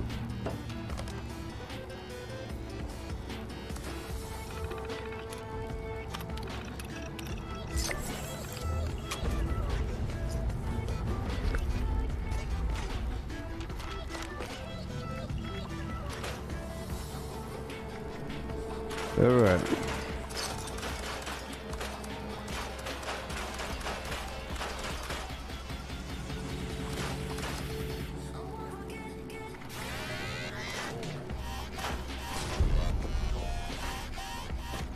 All right. Well, it looks like my camp is still intact. Look all these customers. All these customers. Customers.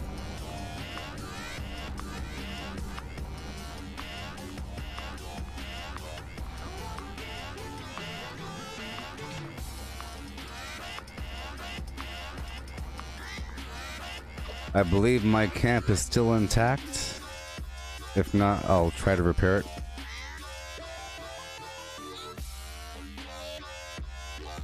But having a camp right in the edge of the nuke zone is great. Thursdays at 8 p.m. Co-starring Jangles the Moon Monkey, Captain Cosmos. In Captain Cosmos.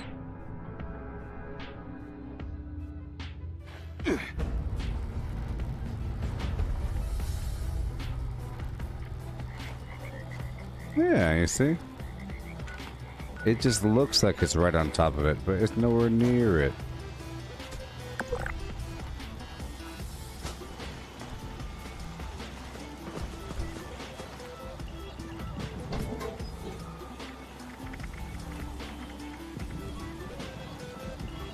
Hey, peruse my wares and spend your money.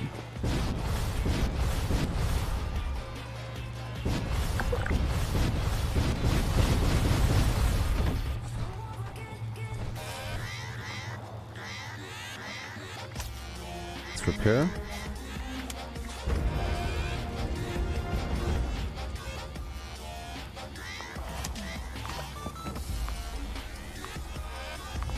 Repair that weapon.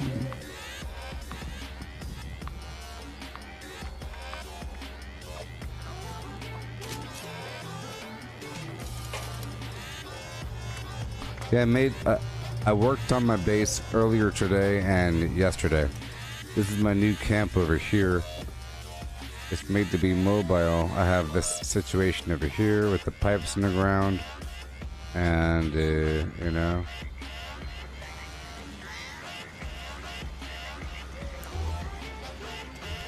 Lots of weird locked doors. Locked door, and then this area that goes up and around. That's a hidden locked door down there. Ooh. Hidden door. And this. The goal is to do this. My goal is to get a bounty and do this and wait until people show up.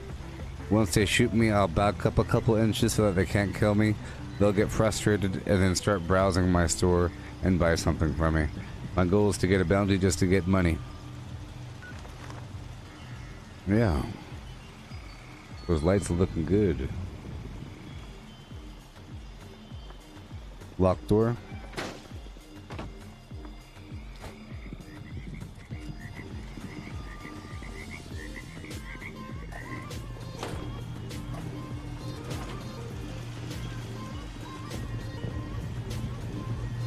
I'll change this to 5.6.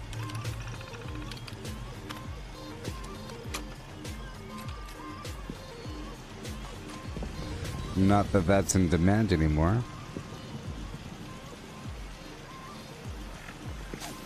Okay, weapon's good to go.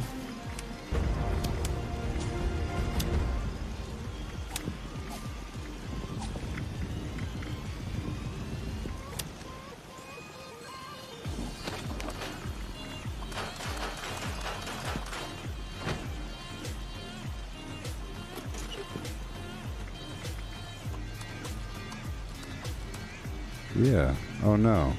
Yeah. Candy claws, bow, blah blah, and my minigun. I believe my minigun has reduced weight, which is wonderful. Let's see if I can pull anything else out.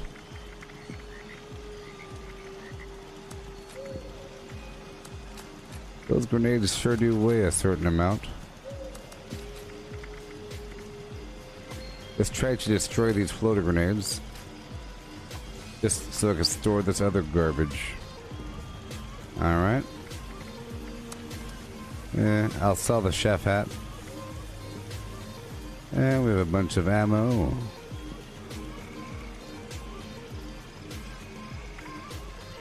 Alright, let's go right over here and sell. I'll put great mentats on.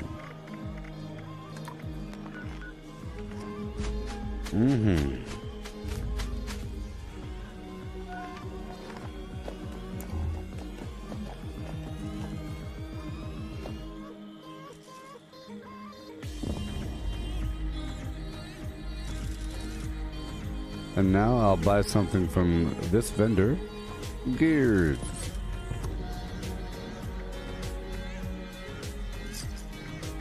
And ballistic fiber.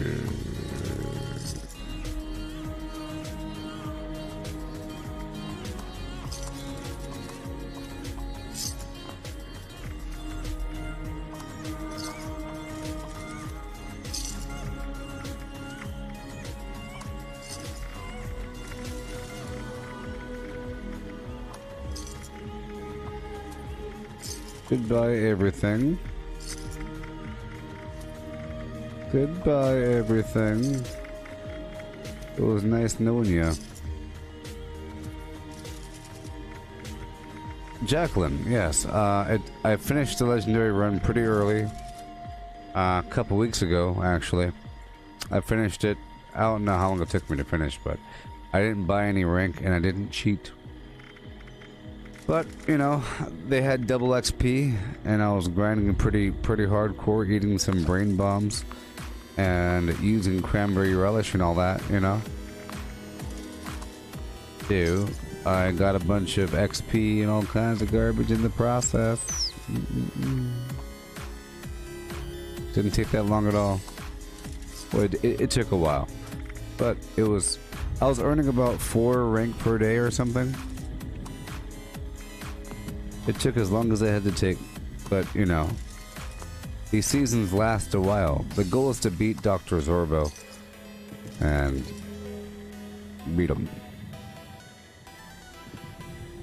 Mission accomplished. Alright, let's store some nonsense in this suitcase.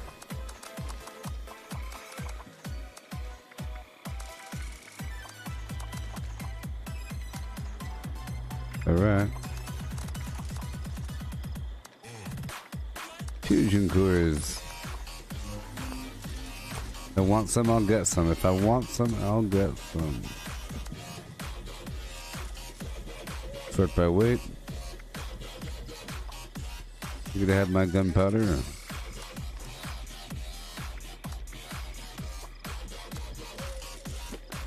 And time to destroy some from Blam.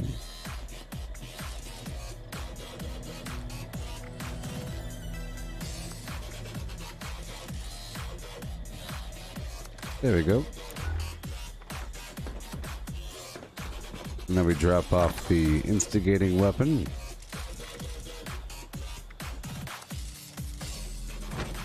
Put the bloodied flim flam here. Eat a bunch of foods.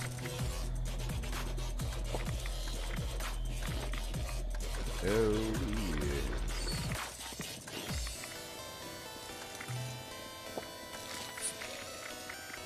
Done.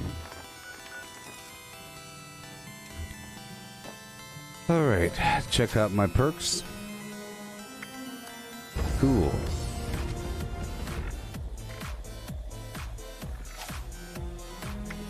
Blocker 3, please. Back to my camp.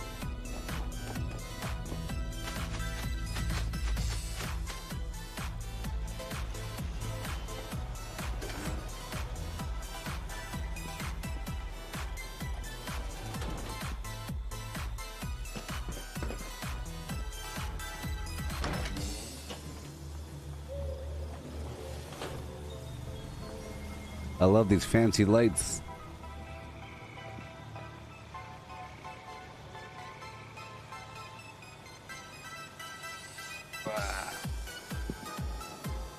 Alright, halfway on the stream, here we are.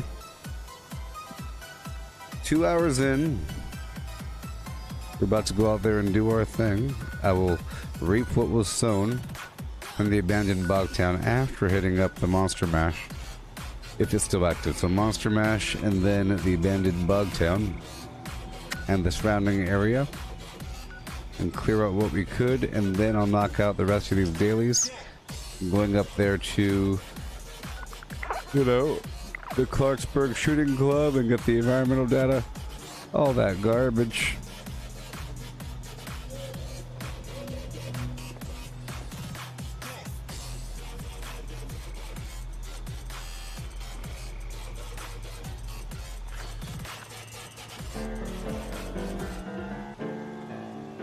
Okay, cool. So, I'm going to top off my cup here, and I'll be right back.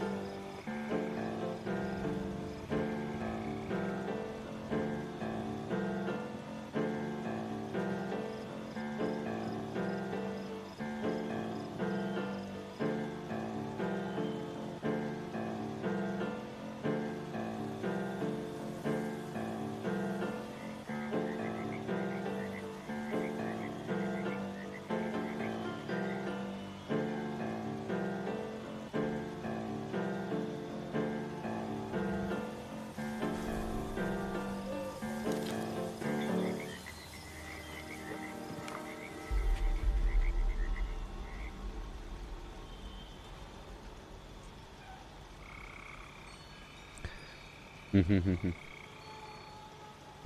I playing for a new personal goal there, Jacqueline? Well, I'm almost level 1000. But you know, I'm still learning and progressing. I'm still experimenting with many things and evolving over time, dipping into different builds and whatnot, you know? And right now, I'm kind of dipping on the edge of the world of PvP to a certain degree. Things are kind of evolving that way. I think one day they're going to have survival mode again, you know? So I'm taking over workshops and doing whatnot, like I've been doing the whole time, but now it's more of a, it's with a purpose, you know? I'm experimenting. I've been experimenting recently with getting a bounty, playing with that notion, and using the bounty to steer players around the map. In theory, if I have a high bounty, the higher the bounty is, the higher the likelihood, maybe, at a certain point, it starts to go inverse, but it lures players to you. And if you're at your camp and the players are there and you're locked away, players might just start browsing your store. So it's a way of drawing players to your location. That, and it's fair and honest PvP if you want it. So I have these workshops around the way, like this right here. You see, this is a lovely workshop with all these resources, and I have all these resource nodes locked. They're all locked. Normally, I say keep them open.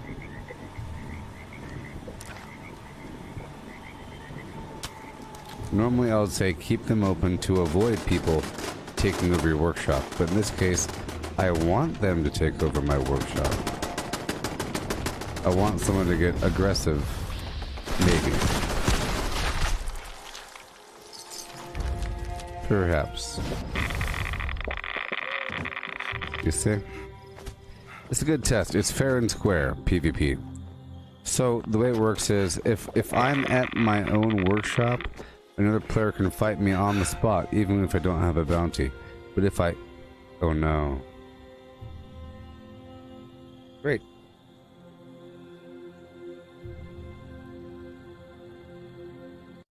But if I have a bounty,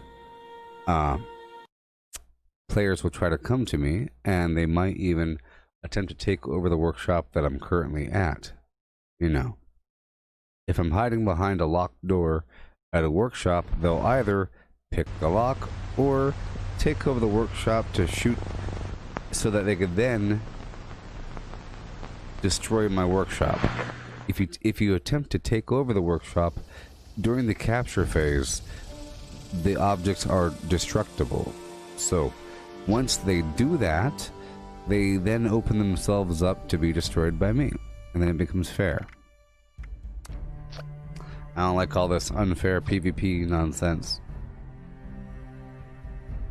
So I think there'll just be more reasons for workshopping, and I have to, you know, practice these different things. I've always been advocating workshopping.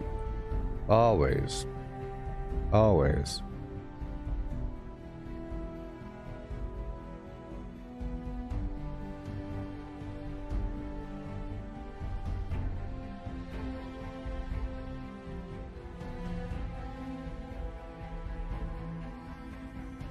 World Fool? World Fool? Since when? Oh boy. You're gonna go slowly melee with a new character? Well, I don't know about that. That's not the Gooboberti way. Gooboberti way is take your current character and start incorporating more melee. Otherwise, just burn all your progress over and over and over again. People keep making all these new characters. Just take your one character and start shifting it left or right. It's a fun project to take a sniper and turn a sniper into a melee character, or turn a power armor person into a non-power armor person, because it gives you a reason to keep on leveling. And then in between those two extremes, you know, from melee to ranged or something, and if you're using the same character to do that, you end up playing a lot, because as you shift from melee to ranged, in between you're going to be kind of garbage. And as you're garbage, because you're going to be halfway through, you'll learn a whole lot more.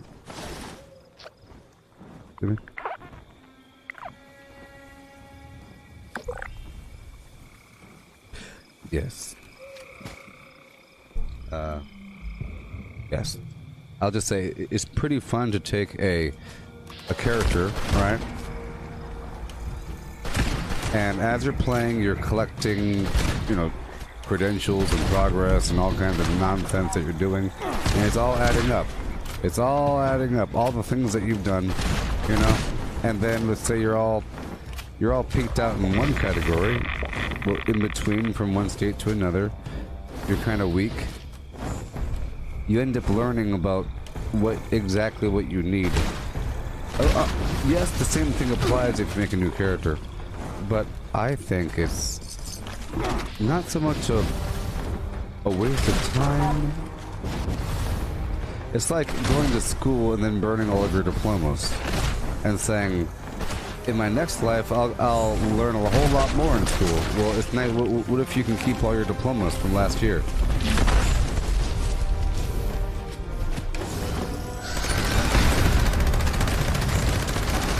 Because, for example, what's going to happen is you're going to say, well, this character is able to bomb, but that one can't. Or this one can do this one.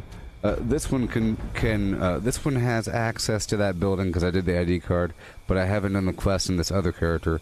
And this other character can do this, but you've already done it before. You know? Like, you have done it before, just not that character. So even that notion is sort of immersion breaking. The fact that you have to say, "Oh, wait a minute, I've done it, but in a former life." Here, well, if you have one primary character, if you have a memory of doing something, it was on the character that you're playing. But yes, going out of your comfort zone is awesome. And if you really want to go out of your comfort zone, and that's why you want to go melee, to go even more out of your comfort zone would involve taking your current character and then just playing in your current state with a mindset of, I'm going melee, and then you're saving items as they're coming, and you're saving up levels, and whenever you have like a bunch of like 12 levels saved up, you just move all your points over, and you figure out what perks you need, and you unlock them, and you say, in about a week I'll be able to shift over my build, and you're collecting things while you're playing in the other state, and then maybe you can flip back and forth. Like for example, you don't need to go solely melee. I think it's a bad thing, because the reason why it's bad to go solely melee is because if you go solely melee, you're going to be talking about how much damage you're doing. I'm doing 12,000 damage. Who cares? The enemies don't have 12,000 life. The Scorch Beast Queen does. You know, but unless you're fighting the Queen all day, it doesn't matter. For example, right now I don't have any melee perks on. You see, I got Barbarian and Blocker. That's kind of a melee perk, you know?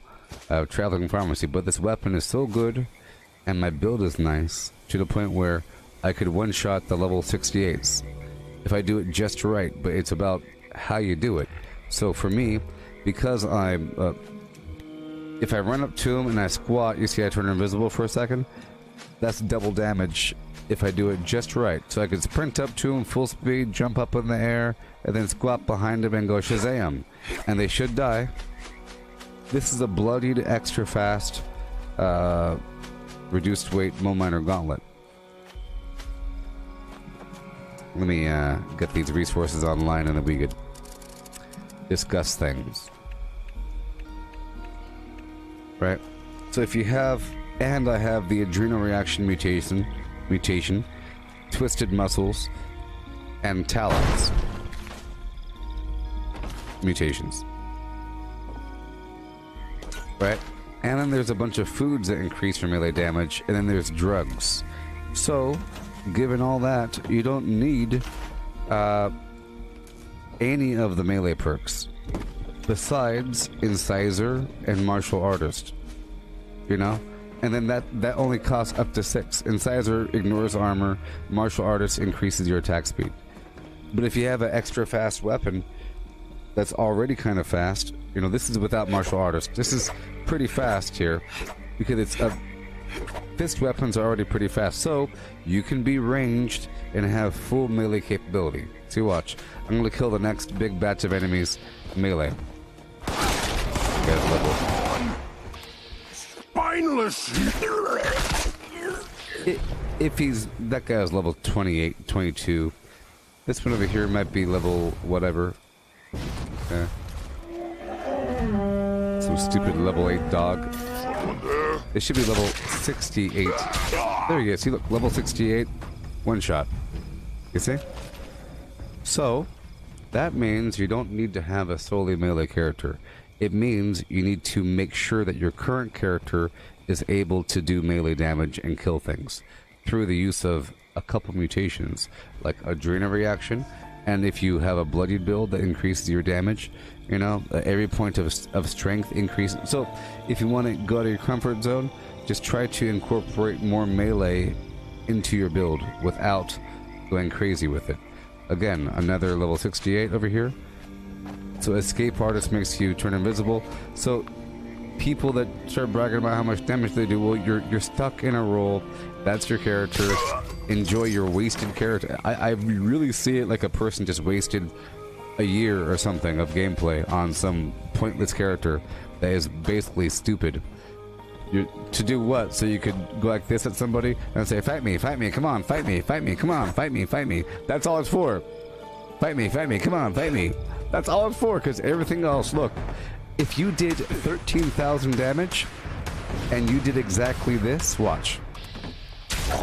If you did that, you would say, look at that, 13,000 damage. I'm awesome. No, that wasn't 13,000 damage, because he died just now, and I didn't do 13,000 damage. People associate their amazing damage with what's happening on the screen, but they're overkilling everything. So the goal, in my opinion, is to do the minimum amount of damage to kill things. Is to balance your build in just the right way, so you don't waste a bunch of perks. Like, I'm using the shotgun, I'm not using the shotgunner perks. You could, you know, I'm not using the shotgunner perks. I'm not using the heavy weapon perks. You know? I am using skeet shooter. You want functionality over raw damage, because there's ways to get raw damage. You know what I mean? Sort of. So skeet shooter, which tightens up my shot group. Concentrated fire to focus on a limb. Enforcer to stagger and cripple. And then bloody mess, or whatever. But that's not like actual damage. Some people might think that you need... I'm gonna make a shotgun character, you know? Okay, what does that mean? You're gonna have all the shotgunner perks and that's it? You're done? Because this, what happens is, the second you say, this is my blank character, the second you have the best in slot for that really rigid, non-dynamic, cookie-cutter build that you're following, the second you fill it out, you're done. And you say, well, now it's time to make a sniper. Now it's time to make, you know? When you could figure out how to snipe with your melee character. Your melee character can snipe.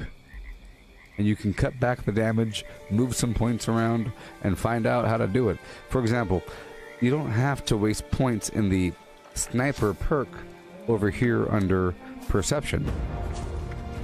There's a sniper perk and the S's, clearly.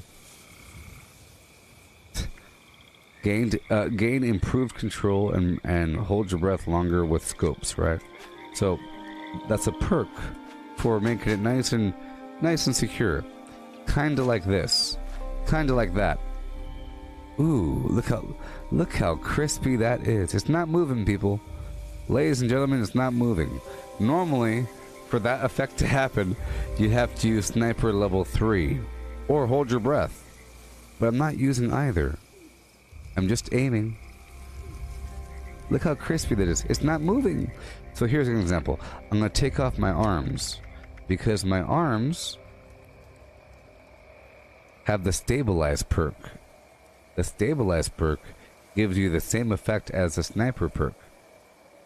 So like the stabilized mod. So basically there's certain mutations, certain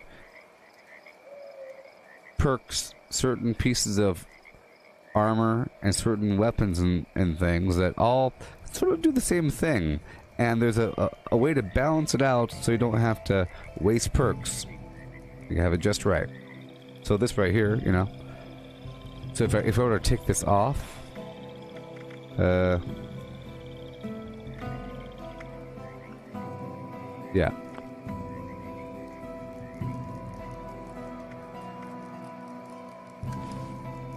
Okay, so I took both my arms off.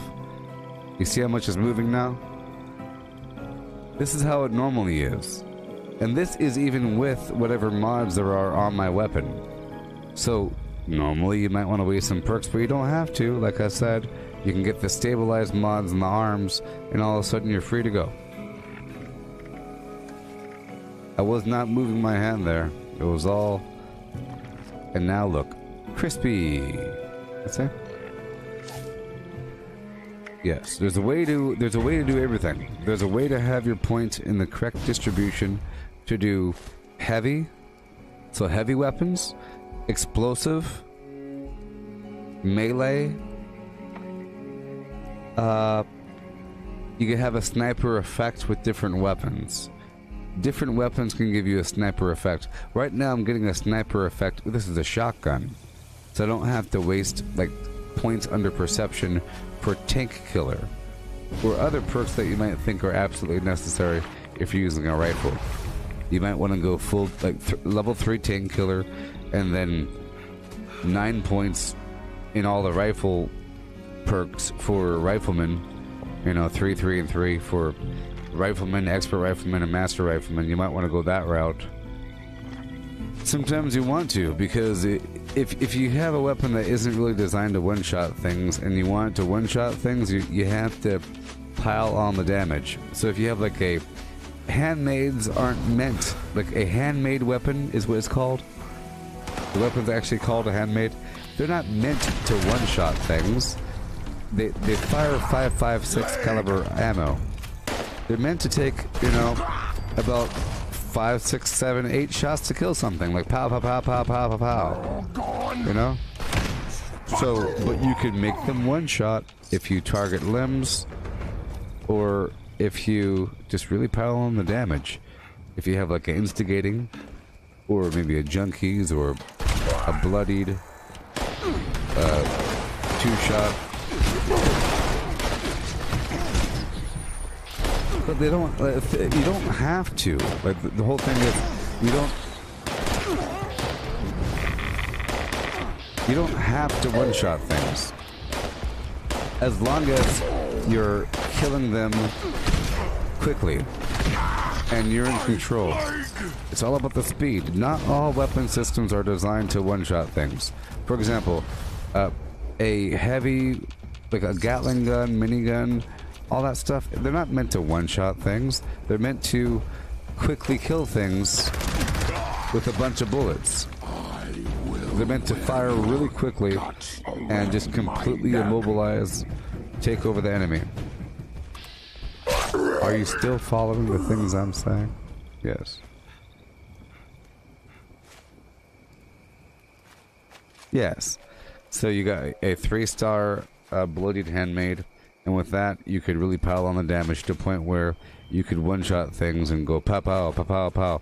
And it's nice and crispy and smooth and awesome and fun. And with that, if you have a 3-star bloodied handmade and you have your life all the way down and you're using the adrenal reaction mutation, which gives you more damage with all your weapons, you know, and then maybe a drug to cover up for any losses. Just think of that. If you use a drug like Psycho or whatever, Psycho Buff, Psycho Tats Overdrive, Comex, you don't have to, but if you do that, that means you can clear up some perks. You don't need all the rifleman perks to do the same damage.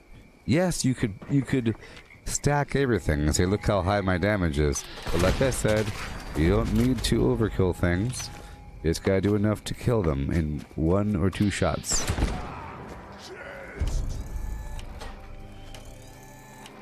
And you know? As long as you're still moving, just keep jogging towards the target, you know?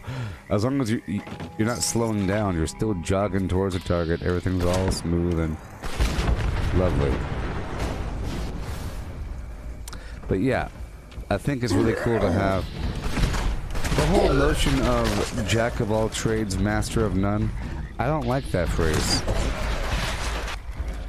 Because I don't think it's necessarily true.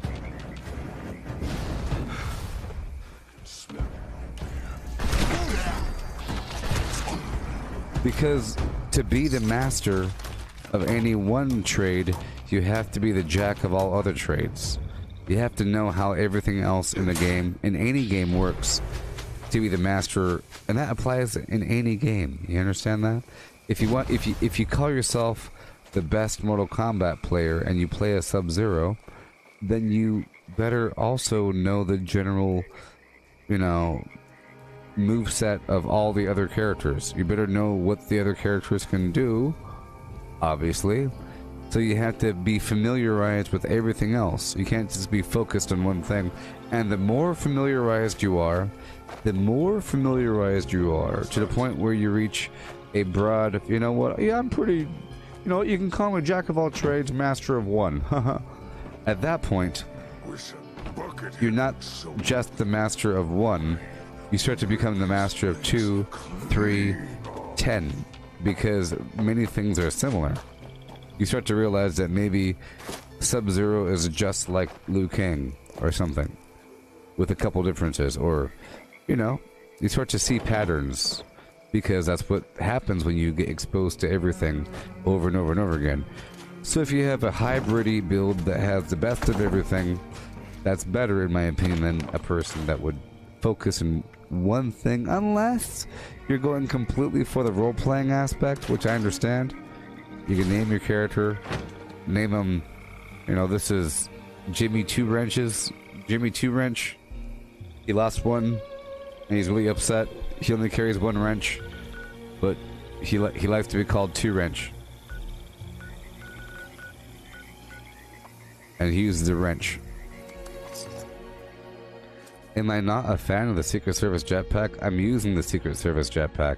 Sometimes there's a bug where it's not shown. I'm using it right now. I probably used it right in front of your face, by the way. I probably used it right in front of your dirty face. I was flying around the entire time. I don't know if you're watching the stream right now, but I'm like flying around the entire time. Attention! This is the warden of Eastern Regional Penitentiary. Mad Dog Malone is on. Yeah, it's bugged out. There it goes. Infamous criminal Yep. slipped his leg. Sometimes it's bugged and it doesn't show. Citizens to surround Grafton Dam. Sometimes it's bugged and it doesn't show up, you know? Be sure But I'm always using the jetpack. I'm always flying around and jumping on things. example of him to all the other prisoners. My marshals will take care of transporting him back here.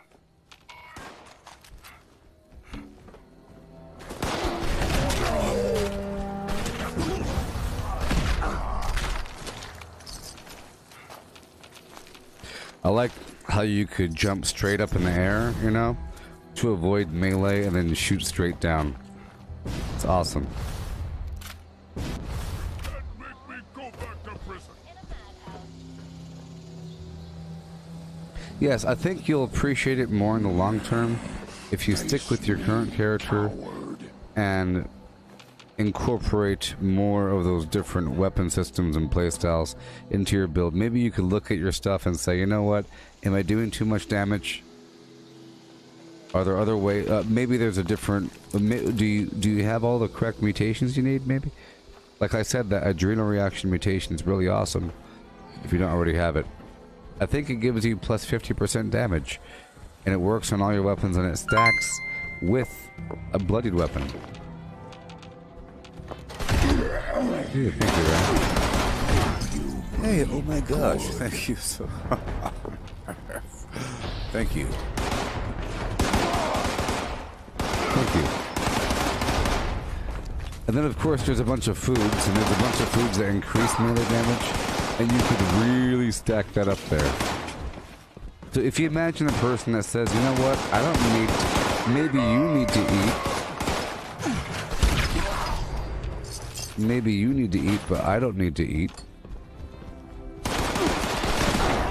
Maybe you need to eat, but I don't need to eat because I have all of the strength in the world, and I have you know, I have all the perks stacked up. I'm using Incisor, I'm using Slugger, Expert Slugger, Mastered Slugger, because I have a two-handed weapon, and you know, I'm doing all kinds of. I don't need the foods, you need the foods. Ha.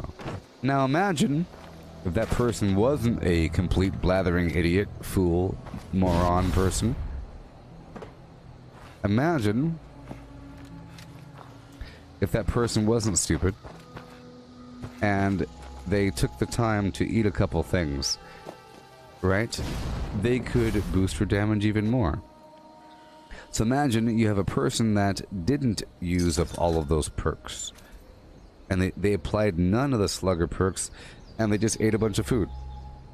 There's a bunch of food. Eric, don't use the term food build, because people don't know what that means. You're using it correctly, but it's not really correct, and it's a bad term. It's a dirty term. Hard work making a living out here. It's a bad term.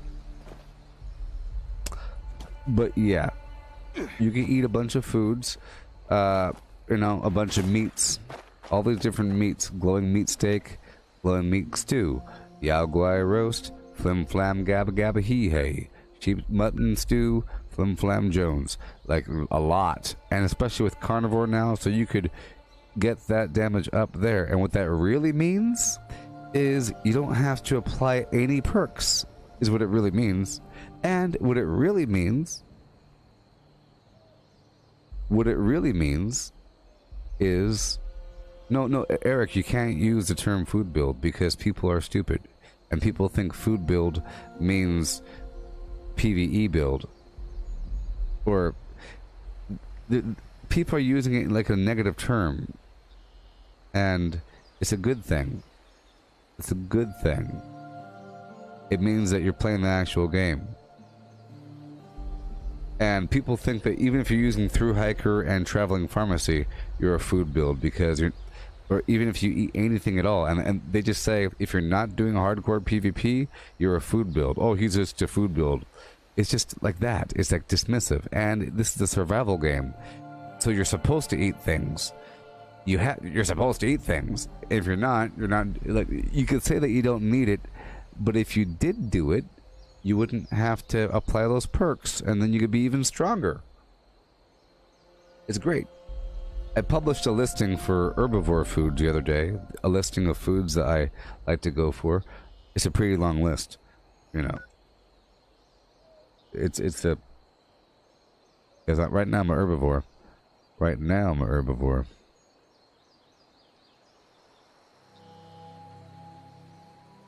Right here. Steep fern flower for strength, +5 strength. Oh yeah. Sweetwater special blend, and a bunch of other stuff for perception, +5. Silt bean soup for endurance, +5. Brain bombs for intelligence, +8. Steeped melon blossom chai for agility, +5. Infused soot flower tea for max AP, +50. Steeped fever blossom tea, blah blah blah. Right? All kinds of good stuff. So in the past, I would play it where you don't need a bunch of crazy defense. You just have to get on by. I like to play it where, you know, just enough to kill the enemy. Just enough. Now, this advice is all for PvE. If you're doing PvP, you need as much damage as possible. Then, of course, you need to stack on everything. You need to. And you need to hit like a mutant to get through someone's damage and defense, or sorry, to get through their defense and to get through their blocker, for example, in emergency protocols and nerd rage and dodgy and spamming of garbage, you know? So it's really important in PvE to do as much damage as possible and to have as much defense as possible, you know? And in the past, whenever people were calling me a food build in a negative way, it was for other reasons, sort of. When I was trying to, and it wasn't even for eating food. It was because my build seemed really, really weak and completely utility. Because I was priding myself in, like, using a tomahawk, for example. Using a tomahawk and a bow, you know, stealth or just all crafted. I like to be able to kill the enemy with minimum damage and just survive and loot all kinds of garbage and never really do PvP. But now that I'm incorporating more PvP, I want to make sure that if there is a person that happens to engage in PvP with me, I want to be able to actually potentially kill them. So it's more important. But you could see, for people to say food build equals PvE, they're wrong. Because you should be eating, and if you don't, you're missing out on all kinds of gameplay. If you incorporate a ton of foods into your overall gameplay, then you have tons of gameplay. This is just crafted items here. This is crafted. Do you see cherries on here? These are crafted, or things that, all of these resources here on the left are things used in these recipes on the right. That's all. And if you notice, I don't have berry mentats on here, or psycho flimflams, or any sort of drugs or anything like that. So if you do, or if you're in the business of resource hunting, you know, it gives you a reason to collect royal jelly, for example, which is useful in the royal jelly taffy. But I get that from the collectrons, so that's one more reason to go around the map, putting down my taking over workshops. You know, Mirelurk eggs, Mothman eggs. That gives me a reason to go down to Point Pleasant. You know, gourd. I have a farm. Honey. I do a honey route around the map from time to time. The firecap and starlight berries and sugar are all gathered at the same time. That and the soot flower and a bit of mute fruit collected down the river is a nice romp I do once a day or so. You know, all these different tasks. It's fun, but if you say, you know what, I don't need any of that, I'm strong enough, well, you've just removed a ton of gameplay, and it's fine. You can say you don't need it, and that you're strong enough, and that you're doing just fine, and maybe you don't need, you know, who cares about having +5 in endurance, perception, a little bit of strength and stuff. The max AP is nice, but if you have AP regen armor, you know, and your perks from the right spot, and you're doing it in the right manner, you don't really need infused flower tea and steep fever blossom tea. You don't need it. If you don't need that, then there's no reason to go down to the deep, which is an exciting little romp killing some commies. Point is that you get all kinds of gameplay, and that you can still incorporate it into a PvP scenario. And I understand that some people want to take pride in not needing it, and then making fun of others that do need it, but those same people tend to say that there's nothing to do in the game. There's nothing to do. Hey, look at you. Why are you out there by the river collecting flowers, you chump? There's nothing to do in the game. Yeah, because collecting flowers by the river is nice. It serves a purpose. I'm collecting eggs by the river to make some pumpkin pie. What are you doing?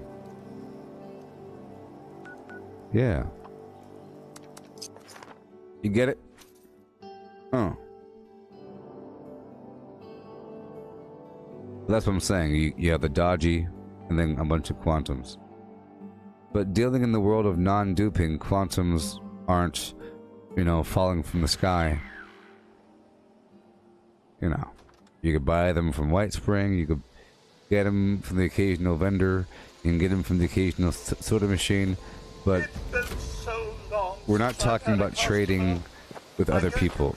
And if people are trading 1,000 quantums, they're duped.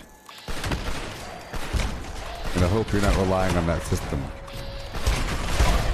Many PvPers are relying on that system, just to have a near infinite number of AP regenerating foods that they did not craft themselves or farm.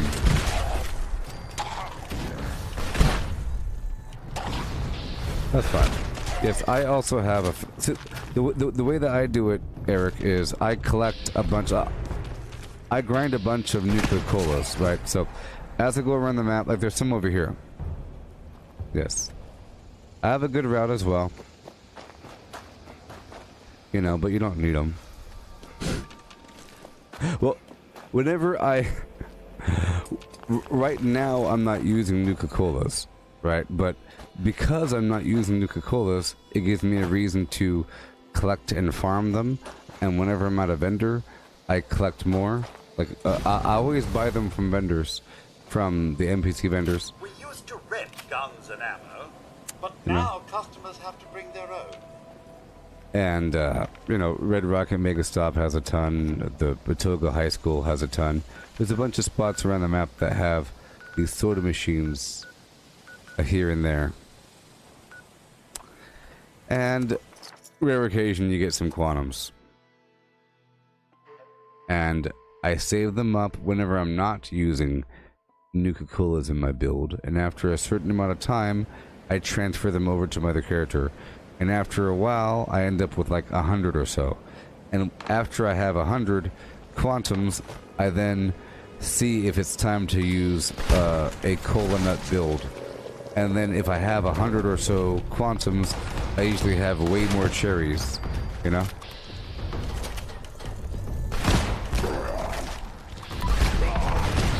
But yeah, I flip-flop between having a cola nut build, and right now I don't.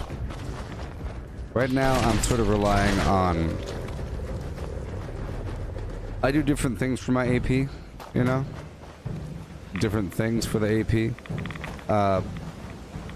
The thing I like to do, which I haven't done in a while, because I haven't needed it, I guess, is the razor grain flour, which is just like honey or gumdrops, or any other AP providing food that provides 60 AP over time, right? Because it stacks with itself.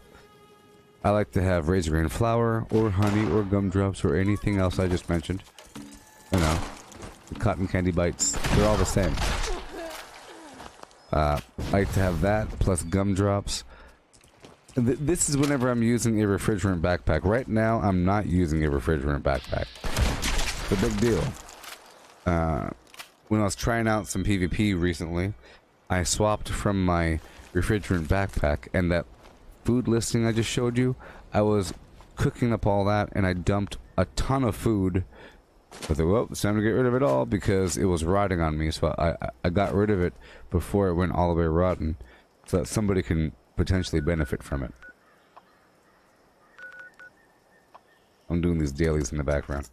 I go get these barrels and get these targets over here by the Grafton Lake. Maybe I'll take over the Grafton steel yard while we're at it.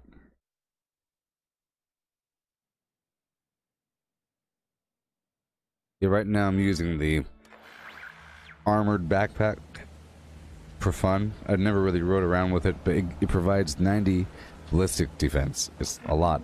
So right now I'm at 695 for my ballistic protection, 510 energy. And now I'm at 702 ballistic because I just took a drug. And now I'm at 718.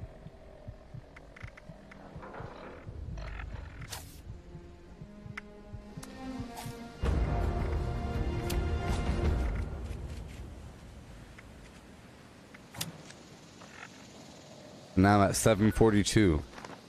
You see? I was experimenting with that at the cost of refrigerant backpack land. And I do have the luck to use good with salt, but it just, you know.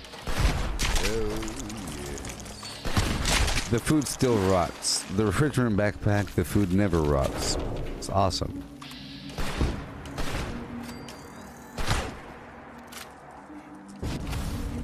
So because the food's rotting, you know, I'm not really worrying about it right now.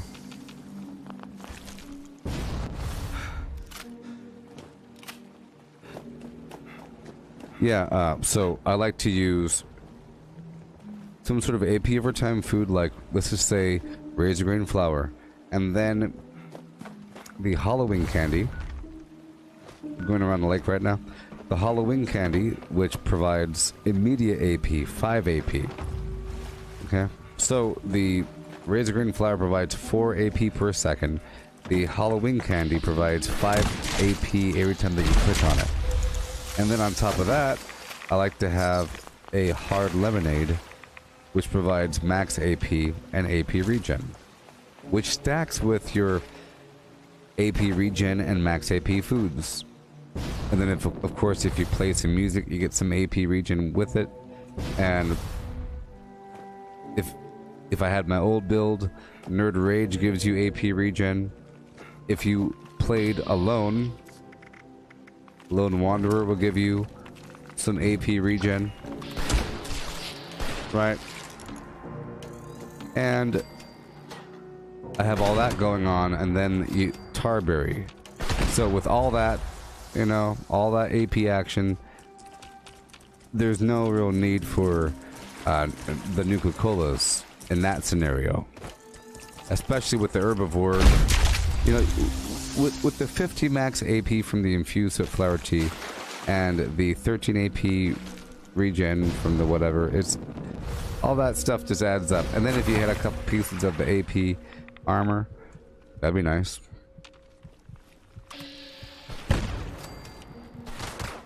The goal is to have enough. But yes. And then it's nice to have a stack of quantum so you have your thing filled up. If you don't use cola nut, it'll fill it up half the way. Whoa, I'm almost dead.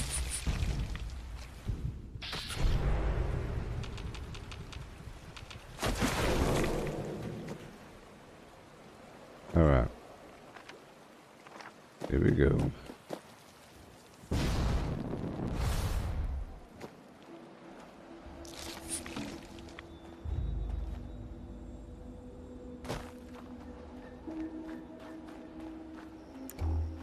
Alrighty.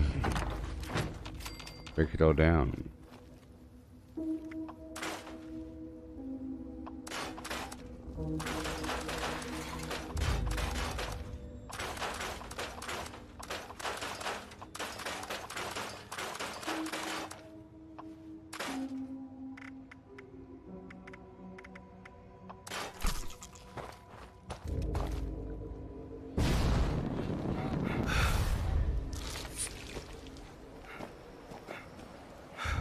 Yeah.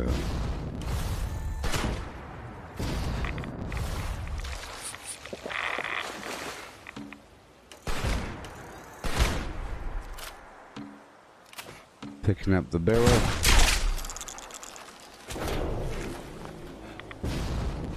Let's go take over this workshop.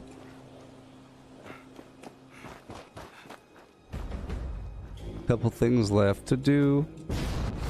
Got some dailies, you know. Hey, someone bought my garbage. Yay. You see that? When it rains, it pours, people. Buy my garbage.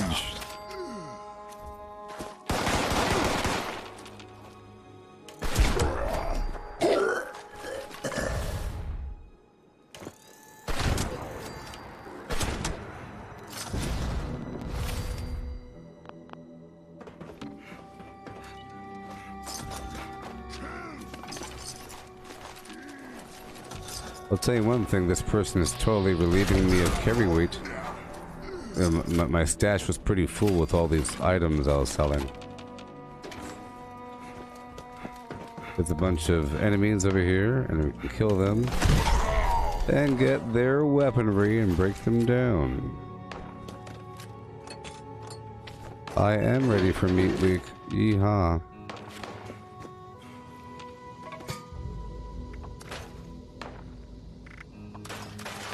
I think it's the 3rd annual. Isn't it like the 3rd Meat Week session? Isn't it? Because the last Meat Week was like the 2nd one. I think.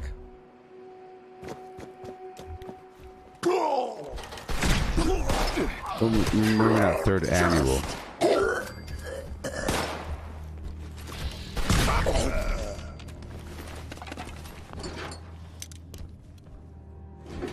Yeah, it's pretty cool. It's like a jamboree. Last year I moved my camp down there by the lake. Meat Week is a festival. Sorry. Meat Week is an event where you have to deliver prime meat to Graham to cook at a barbecue. But the barbecue needs preparation.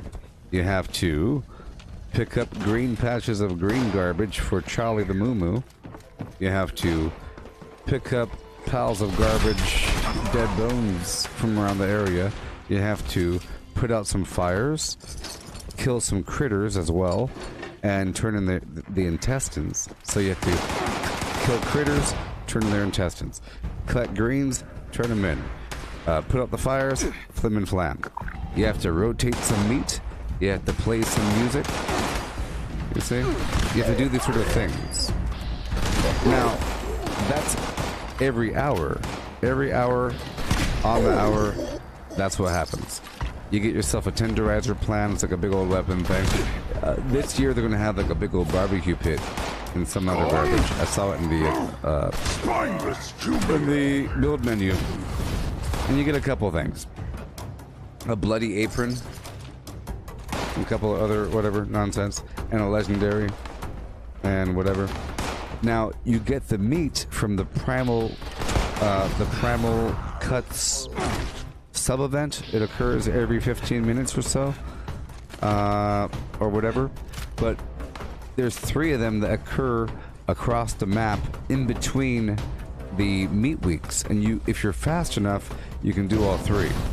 Because they overlap a bit. One's out there in the abandoned bog town. And I think 2 are in the Savage Divide, or no, one's in the Savage Divide, and one's over there in the forest. And they're different difficulty. But it's just, the Primal Cuts is where the real event takes place, sort of. It's where the combat takes place. You don't have to do it. You can just show up at the hourly thing. But as you turn in items, you're filling up this bar, and you want to make Graham happy. The bar fills up the most if you turn in the meat. You get the meat by killing the larger creatures during the Primal Cuts sub-event. Plural. It is constant. So it's going to be a lot of killing, a lot of animal slaying. So if you have hunter's gear, that's kind of cool. Not like it matters, but might want to just get some fire. It's not like you have to kill these things too quickly, but if you're alone, it might help. The abandoned Bogtown one's a bit more difficult. There's fog crawlers that show up, a couple things like that. But the Savage Divide one, there's some Yalguai and some honey beasts.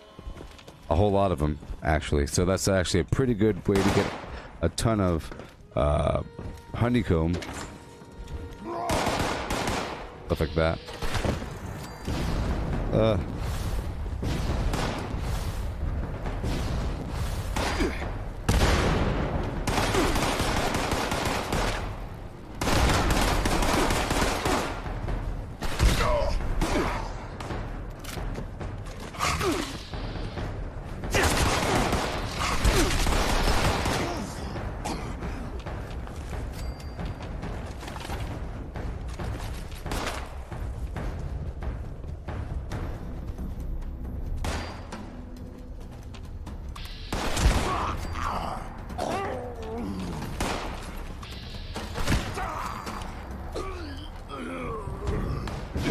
Yes, that's what I'm saying, that it's nice to have certain functionality. Earlier I was talking about it's important to have different roles as long as you can do whatever you have to do to get that functionality. I have this sniper functionality with the shotgun. I mean, it's pretty darn good. Especially with VATS. At first I thought it was really weird to have a short scope. It just feels disorienting to have this happen. You know. But I got used to it.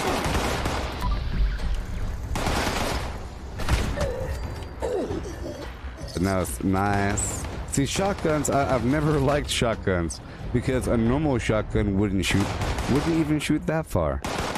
You expect a shotgun to work like right about here or something. Some horrible death range like here. Alright. But this one, It's good. I'm over encumbered right now. Where is he?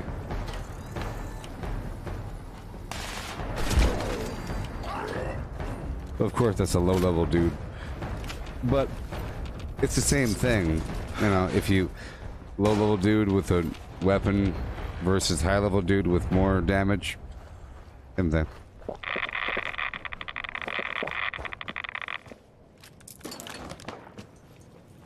Alright. Break it down.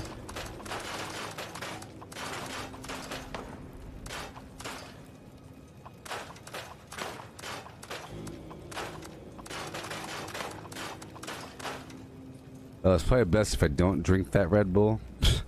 Golly, I'll never get to bed.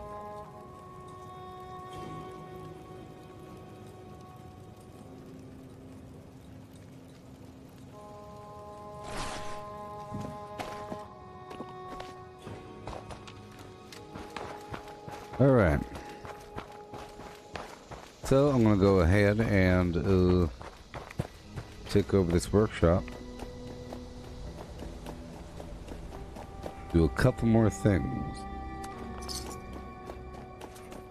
Couple things left to do.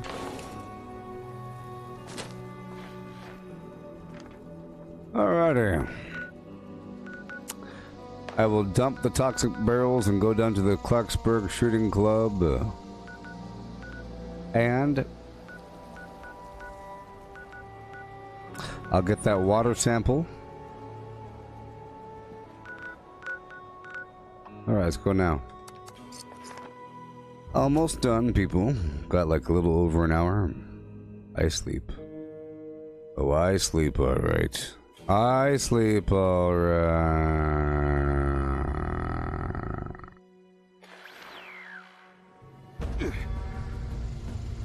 I sleep. Mark my words.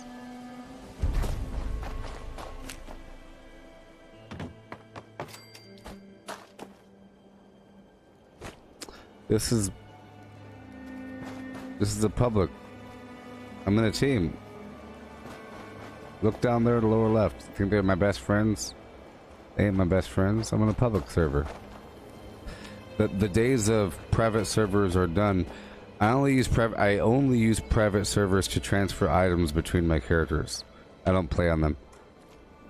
I mean, it is nice to farm them for loot, but I haven't gone to a spot to go for loot and have the loot be looted in a while. Like, you know, I haven't said, oh man, someone's been here before me, dang it. Look. Oh man, someone's been here before me, dang it. Nope, people don't loot. And I just loot everything. I'm the one that loots. Or whatever. I go into a building, there's a bunch of loot. When I'm gone, there's no more loot.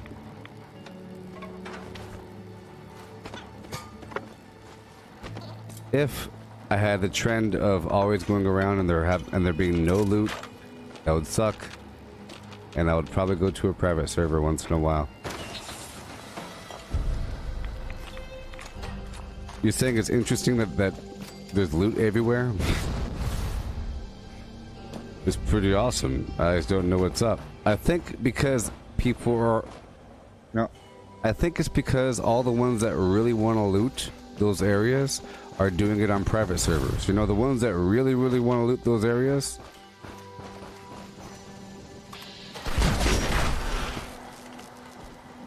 See, this is the spot. Not looted. Area secure.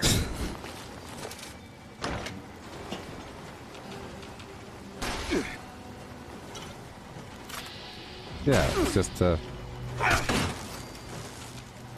you know, just the odds of the play. Like, people don't really have to come to Clarksburg all that often. You know, it's just have they been there? If there is a there is a camp here. I was gonna say if there's like 2 or 3 camps over here, then you could figure that all the loot around this region has been looted, because you know. Let's go dump this stuff here.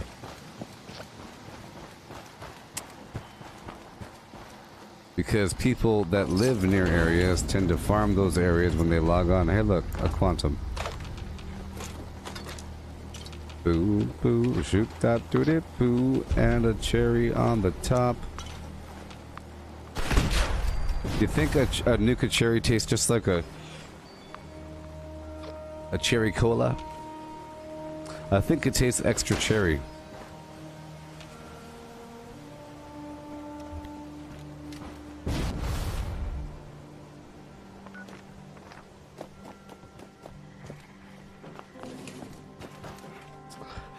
I think it tastes like I don't think a Nuka-Cola tastes just like a Coca-Cola. I bet you it tastes...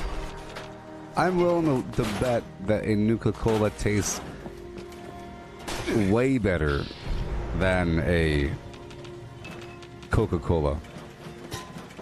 Yeah, extra crispy. It's like, ooh, this bites. Ah! Ooh! Ah! I bet you it has like a metallic aftertaste, like my taste buds are on fire. Woo! I bet you it has like a menthol effect. Ah, I can breathe. Woo! You know, it's like a really intense. Initiating search for maybe you can compare Nuka-Cola to the original recipe of Coca-Cola. You know the original recipe? The original? With cocaine in it? Or whatever?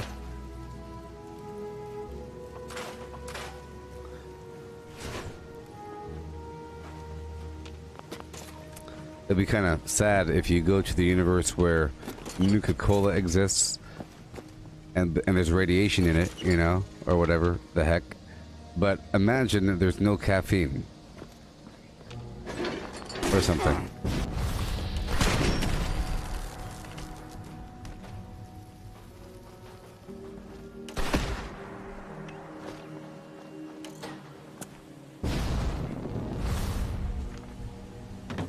I bet you it'll taste like you're licking a battery.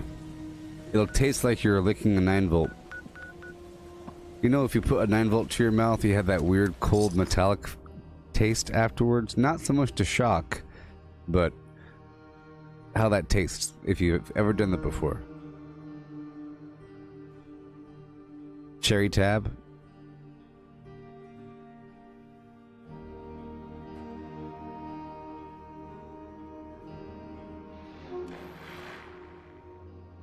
I want you to go into your drawer, look for some quarters, find 3 of them, and put them in your mouth without washing them. That's what it tastes like. Just really clean them off. I want you to clean those quarters with your mouth.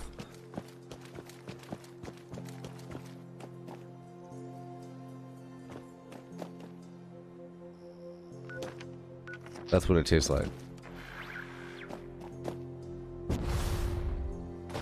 No more, no less.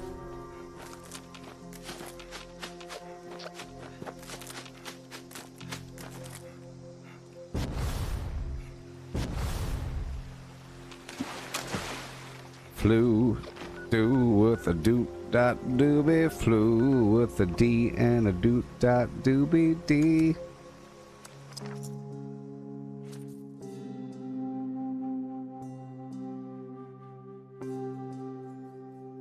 That was a long time ago, people. That was a long time ago. Oh, baby. I want to get with ya and take your picture. And sweat wet. Got to go on like a turbo vet. Oh.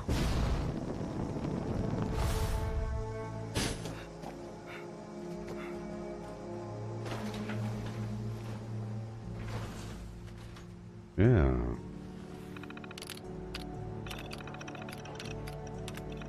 The silicone parts are made for toys.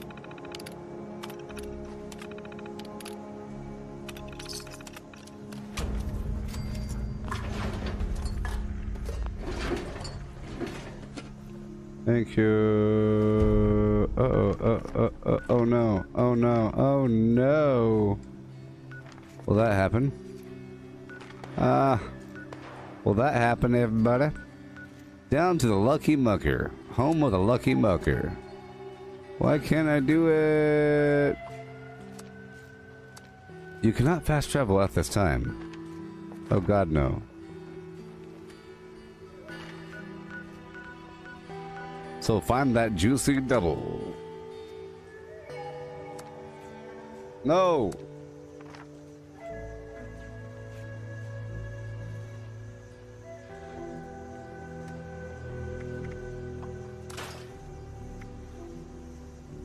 Come on, baby, come on. I won't cuss or hit you.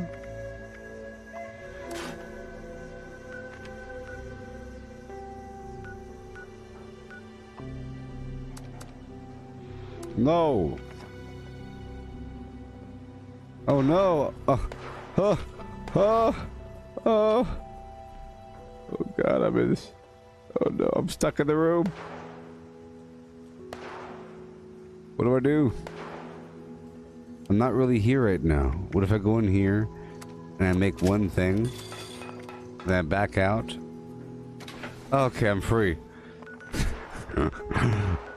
It said I couldn't fast travel and then I couldn't leave the room.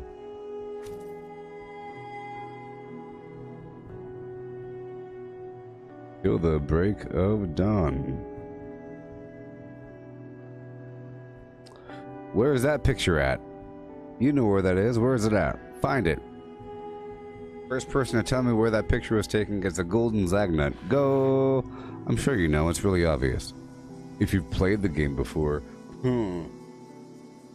Like, you don't know where that picture was taken?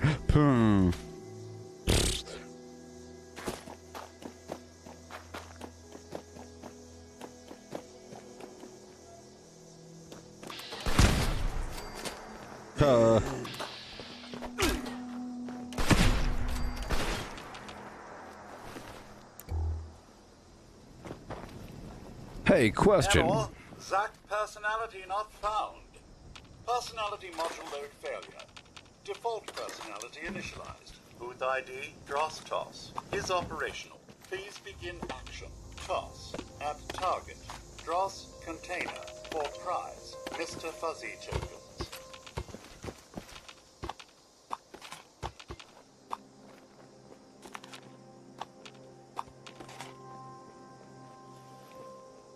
Well, it's not the answer I'm looking for. I'm only looking for one answer.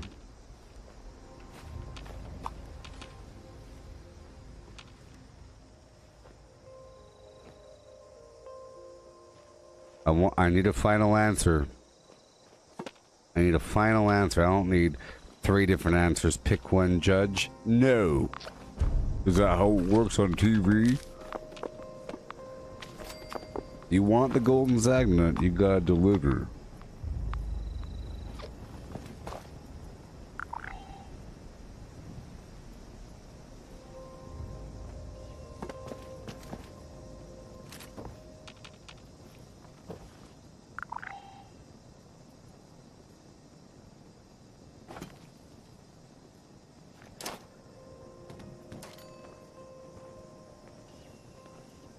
Well, Greg, don't doubt yourself. Look at you. I didn't answer anything. Look, Greg says, dang, I thought it was the armory too. Well, it was the armory, Greg, but you don't get no golden Zagnut because you doubted yourself. That's how it works around here, buddy. You want to doubt yourself, you get nothing. It was the Harper's Ferry Armory. Eric said it was the amount factory. The amount factory. I know it was a typo, but this is the real world here. I'm not going to allow the amount factory in. Amount. He said the amount factory. I'm not letting that through the golden gates, baby.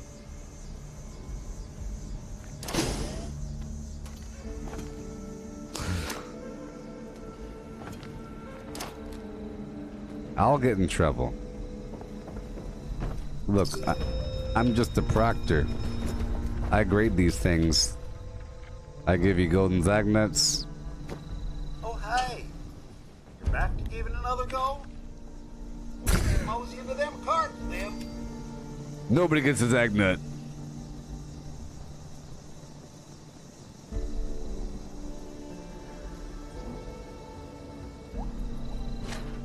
Alrighty then. We'll get moving. I'm gonna make this face the whole time.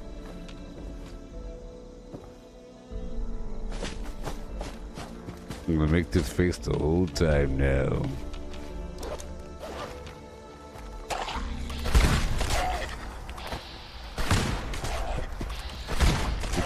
You're causing me pain.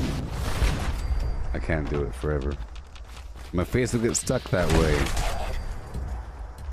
My face will get stuck that way, baby. I might get an eyeball out of socket, like our friend Billy over here.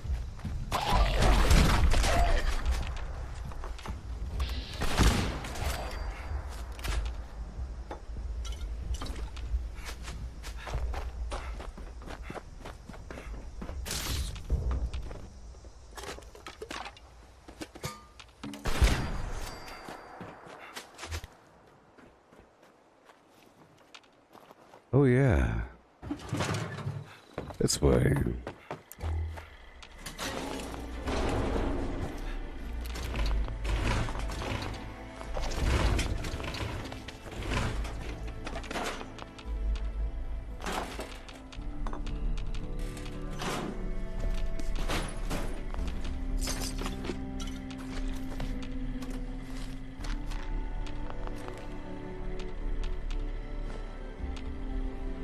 All right.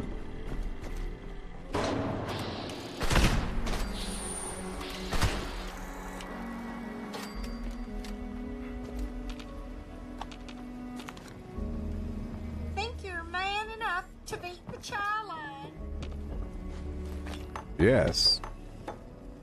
I'm so inspired by you. You know what to do. Grab the paper towel and shut your mouth. Oh. We're not doing that. I'm still multitasking.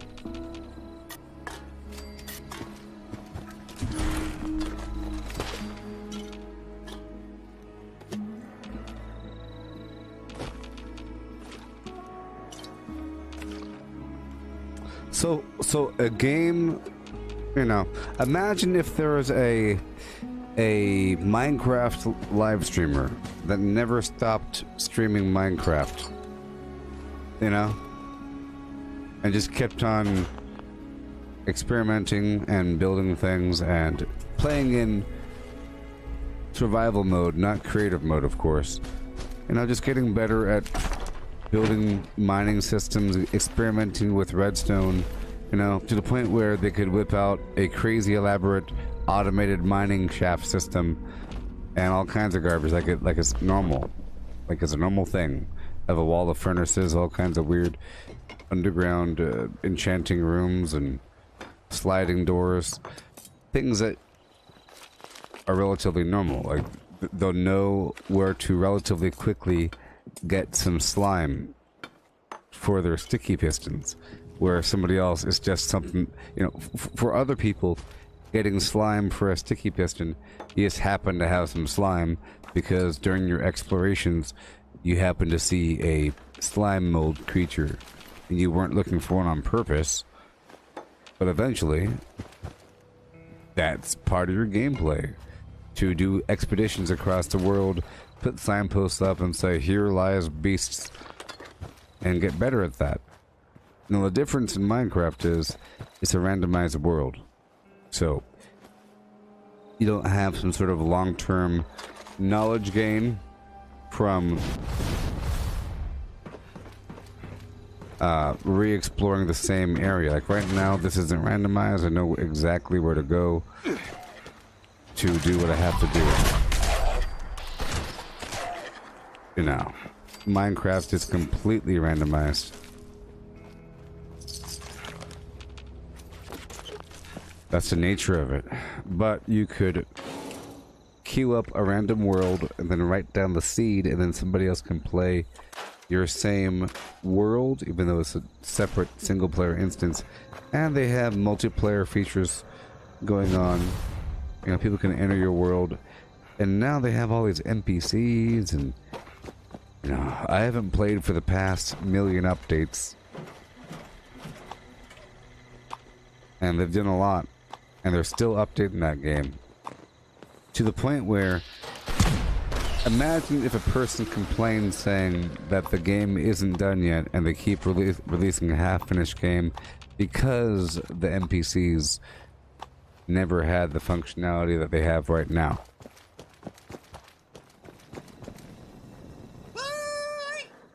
You done brought your A game.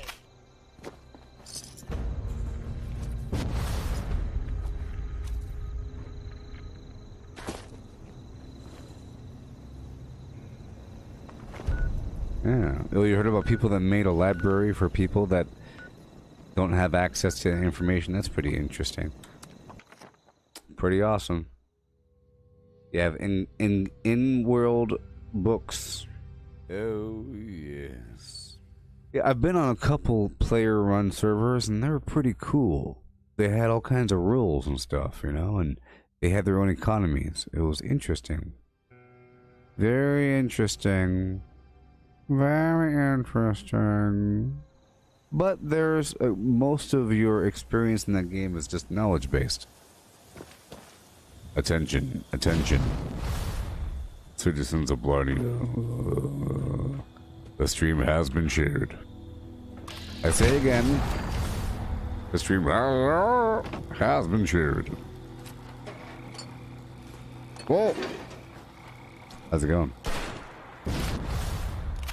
Megan.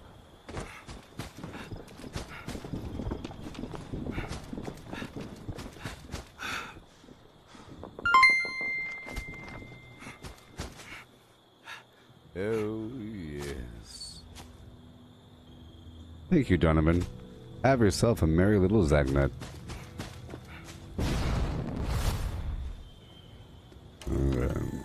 Hey, oh my god. Thank you. Thank you.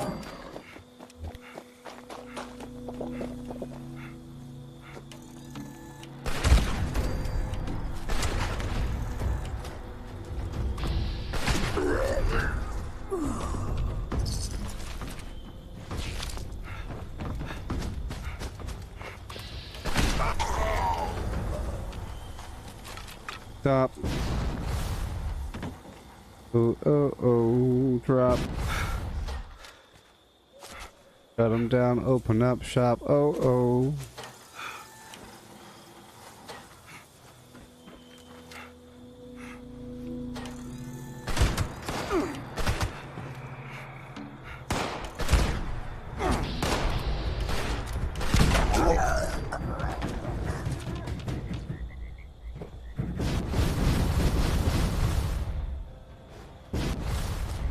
Couple more bad guys around the corner.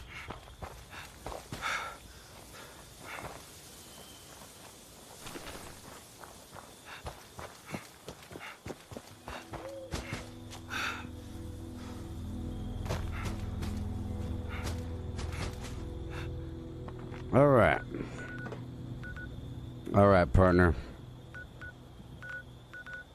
All my dailies are complete, which is wonderful. I've done my scripting. Let's turn in this last treasury note. I think I've gotten all of them. Gotta make sure to do this every day, you know. Oh boy, all those treasury notes for the gold.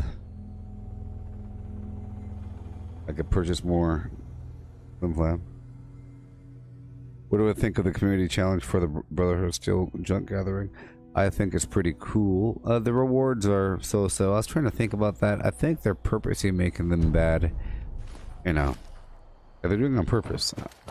They know that they can make them really cool, but they have to make a weird little gray beret be the reward for a ton of work.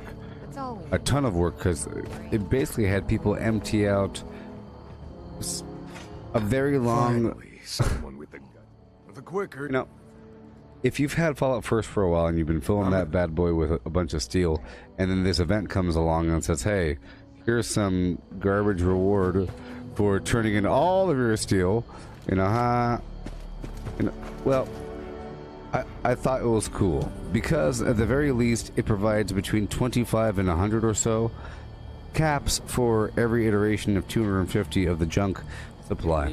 The junks, the steel was pretty easy, but the concrete's a bit harder, of course. I think because it's so relatively difficult to Jen's got style that I can respect. fill it up, You know what I mean?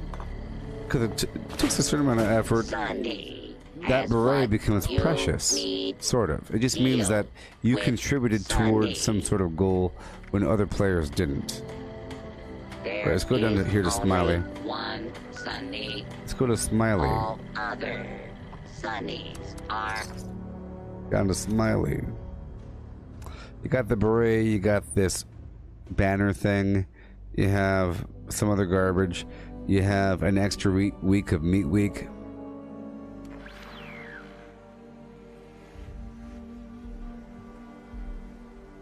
All of that, those are just bonuses. The real reward would be the grenades and whatever those packages have and those rare plans. I got a tomahawk plan. If you don't already have all these plans, it's actually pretty cool. You know, if you have like a relatively new character and you hit one of these events that give you 1,000,000 plans, it's pretty awesome because now you have 1,000,000 plans that you didn't have before. If you already have all the plans, can never have enough you gold. now have a way to make a lot of money.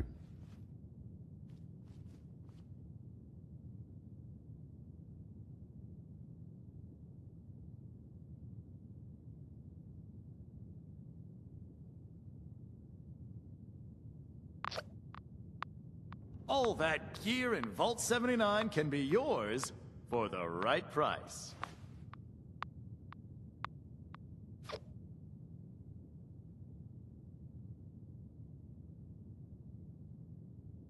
I think is good. You know, in my opinion, having a reason to collect more resources is good. So I like to hit rock bottom. So at one point I had 100,000 steel, and then it dropped down to 60 or so, 50,000 or so, right before this event, and now I'm down to nothing. But then I get to see it build back up again, and it adds a refocus on that resource. So you get to reanalyze how to get the resource quickly. So overall, it's good. People are focused on. Many people have written off going for junk because they already have enough in their minds. For PvP armor, Eric, well, some good stuff. You know, I just started dipping my ankles back into the world of PvP after not doing it all that much, you know. Full Vanguard, Sentinel pieces, fantastic, whatever. Full bolstering, Sentinel pieces, auto stim, life-saving perhaps. If you're ranged, having life-saving is fine, but having any sort of combinations of these items is great. But just getting your I'm sure there's some chart that discusses how much. Do I have a deal for you? How much I restock weekly. Defense you need to defend against a certain amount of incoming damage, you know. But I think having over a certain amount is pretty good. If you have over, you know, 600 defense, you should be pretty good against most things. Long enough to survive. Everything is all supplemental. Of course, there's a bunch of different nice combinations. But what do I think about it? I think it's a whole avenue that isn't entirely clear. It doesn't say this is PvP gear. It does say, like, for the Assassin's gear, the Assassin's gear says you have a 75% chance to reduce player damage by 8% or some garbage, some amount, or whatever the heck it is. So you might think that just that is the PvP gear. But in reality, the PvP gear would be the stuff that gives you tons of defense for not moving, or tons of defense for moving, or tons of defense for being at full health, or tons of defense at being at low health. You're working on a bow build with tomahawks? Well, the bow build with tomahawks... See, I had a tomahawk build several times over, and a throwing knife build. They pair well with a gun you could fire, because you're able to hold the gun in your hand and then throw the tomahawk, And then if you do it just right, you could do it at the same time. Pow. The tomahawks are fantastic and quiet, but they do use a ton of wood. You know, they use a ton of wood, and they're heavy. So if you have weapon weight reduction, you might need weapon weight reduction armor. I believe they weigh 0.75 pounds or something like that per. So they're basically a pound each. But if you have 5 pieces of weapon weight reduction armor, if you really want to have a tomahawk build, then each tomahawk weighs 0.07 pounds, which is nothing. But just imagine you have 100 tomahawks. That's 100 pounds almost, or 75 pounds of tomahawks, and you're losing them all the time, and you have to... For the wood, you know, there's a bunch of wood out there. There's the Prickett's Fort, tons of wood over here at the Sylvian Sons Flim Flam Land, you know. I gave myself the capability of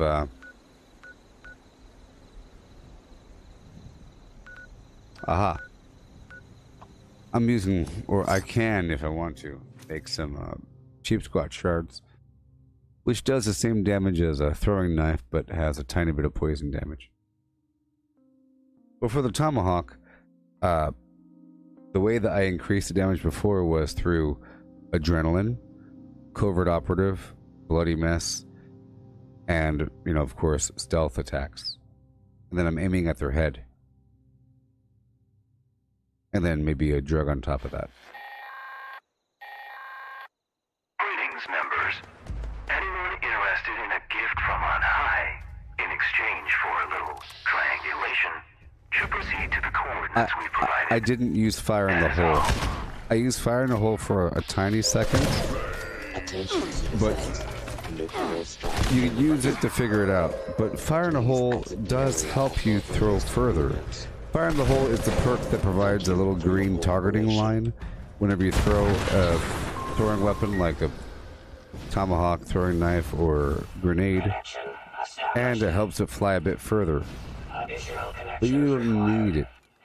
It helps if you want to throw a grenade through a window, you know, like something precise. Fire in the hole. Precisely fire in the hole. But you don't need fire in the hole for the tomahawk, but it does help. It helps quite a bit, you know. It'll help you tremendously until you figure out the flow of the weapon. It kind of helps it fly more true before dropping. The thing about throwing weapons is there's a big delay from when you throw it to when it hits the target, so you have to lead the target quite a bit. Plus there's a huge weapon drop, so you're dealing with the weapon dropping substantially and leading. So you have to aim way above them and way in front of them. So if they're walking like this, you have to aim like up here or something. Like way over here. But you get used to it. Even with fire in the hole, you're still dealing with the timing of the weapon, like the speed of it in the air. But because the weapon takes time to hit the target, you could throw a weapon and then hit him with VATS. You could throw VATS, throw VATS, throw VATS, if you have a fast enough firing weapon. If you, at one point I was using a 50 cal hunting rifle with concentrated fire, and I would target their head and throw the weapon. Now the difference here is you can't really do that trick with a bow because you have to charge the bow, because the bow requires charging. Same thing, you can't really do that trick with this weapon because this weapon charges as well. You can just tap it, but you know, you're not really supposed to for more damage. But for normal firing guns, it works just fine. You could do a double tap flim flam. So if you do it just right,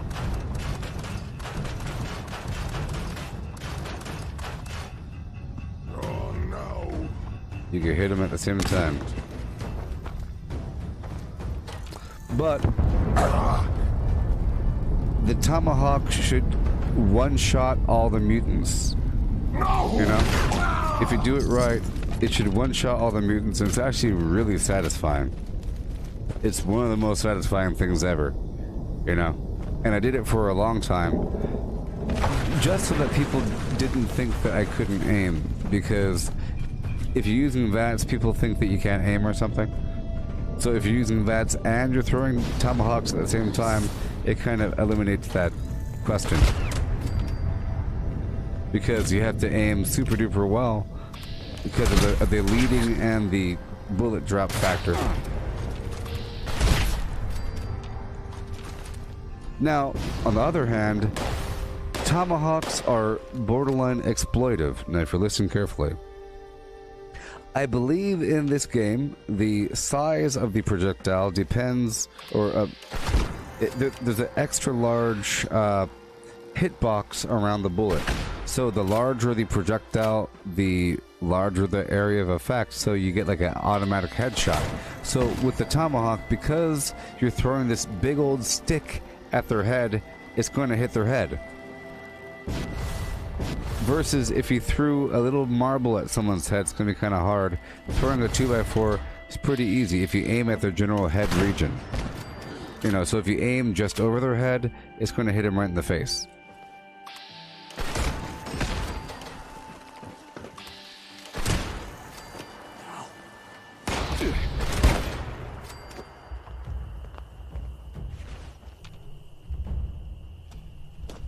Why would you want to see me do the queen a couple times? That's what chumps do. Chumps do the queen, Sean. You'll figure that out one day. A bunch of chumps do the queen. Oh, yeah.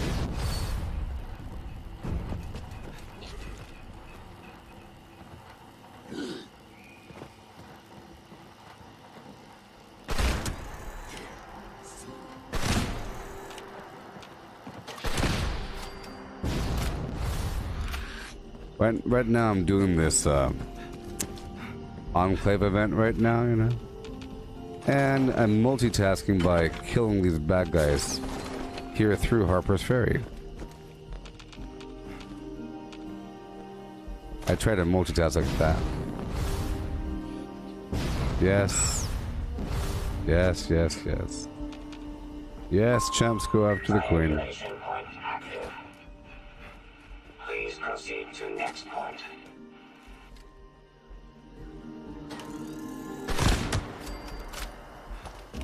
Chumps brag about 3-shotting the queen as well.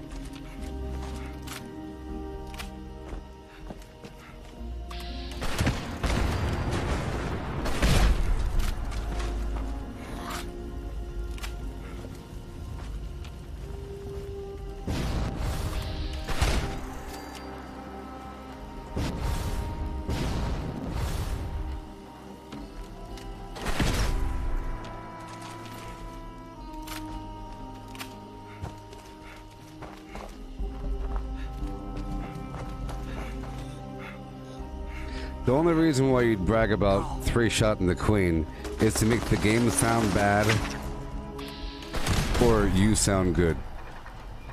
And if you're using any form of exploit to do so, that makes you uber Trump to even mention the fact that you 3-shotted the queen. You know what I mean? But you know what? Everybody that does the queen, they all do exploits. So that's why I'm saying, if you do the queen all day, you're probably a chump.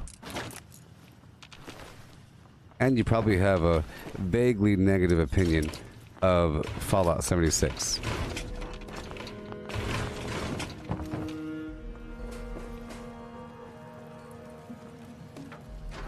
I know the food stacks.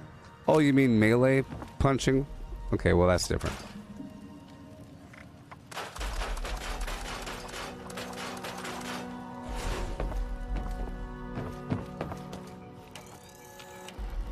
You see, I really have no idea how much life the queen even has. You know what I mean? So if you're able to legitimately 3-shot the queen just by eating the food, were you alone that day? You have a level 245. That just doesn't mean anything. You think that means something? Were you alone that day? Then you didn't 3-shot the queen. Or whatever you think you did. I don't know how much life the queen has, to be honest, because I think it's the lamest thing you could do in this game is to go do the queen. So I never do it. So I really don't really know how much she has. I did it a long time ago. 30,000 health. 30,000 health ain't that bad, I guess. But it's really about her defense as well. It's not so much about how much health she has. The defense as well. I guess you could penetrate all the armor, because then it doesn't really matter.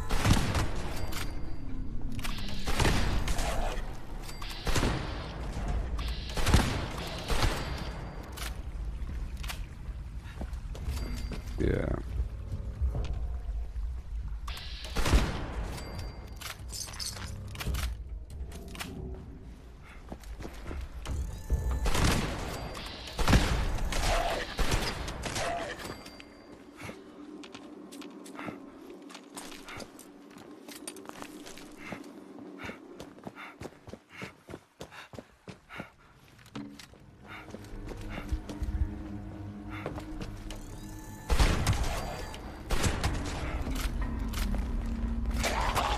Yeah.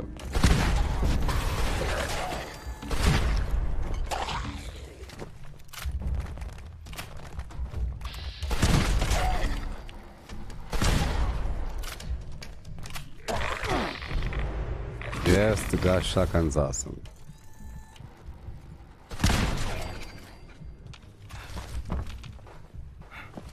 Darn toots. Oh boy. I never finished the Enclave event.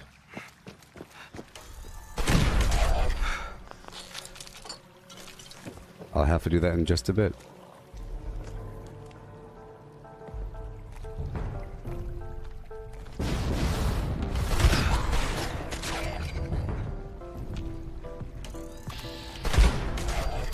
Oh, you don't have a negative opinion of the game. No, I don't think you have a negative opinion of the game, but you probably do. I don't know if you do, but it just tends to be. But no, you're fine because you're eating a bunch of food, so you're doing all kinds of stuff. You're the one that said that you had the food bill, so you're fine. You're fine. You're fine. But you never know these days. Most people are scumbags, and that's the default path you have to take in life. You never know, especially in this game. Most people are cheaters, or exploiters, or they're abusing some system on purpose, and they're in complete denial that they're doing something. You'll talk to the face, are you cheating? No, I'm not cheating. What about that? Well, there's that. Well, besides that thing that you found out about, you know, doesn't really matter. Well, my point is that if you end up doing the queen all day, it's kind of boring. And then if like the more damage you do, you start to think, yeah, man, this is the bee's knees. The thing I'm doing right now, this is the best. And I don't have to wiggle from this. No, you're a little bit different because you're eating a lot of foods. But if you weren't eating foods, or whatever, then that means even less gameplay. And it consists of doing nothing until one of your friends drops a bomb. And they're cheating when they drop that bomb. That's the problem that I have, because everyone cheats when they drop the bomb. And then you go do it, you stand there. It doesn't require any effort. It requires 0 effort. Now, the reason why I'm giving you a break is because you said that you cook food.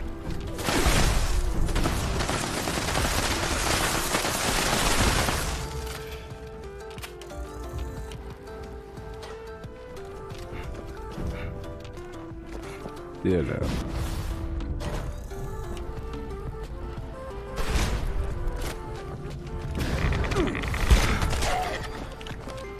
It's sort of like once you have the Gauss shotgun and the Gauss minigun, and you could make your own legendary weapons. All other dropped legendaries are just for sale.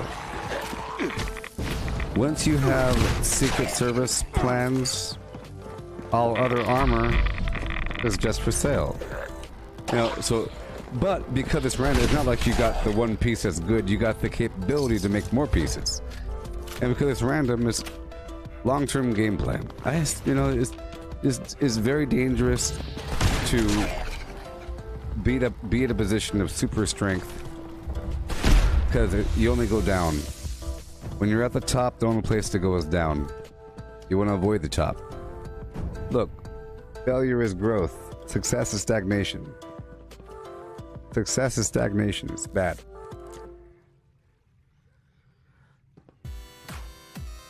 Whenever I get too powerful for too long, like I mess around until I feel like yep, I'm good to go, and then I feel the urge to slightly shift over and fine-tune. Usually after I collect a bunch of points. I feel nice and cozy with my build for a while, and I think, yeah, I don't need to change my build. I'm good to go. It's a pretty good situation I got going on. I go here for that, but then I like to not do that for a while, you know? Change my pace up, and then not use things for a bit, and then come back to them. I like to drift away and come back, but that's just my little style.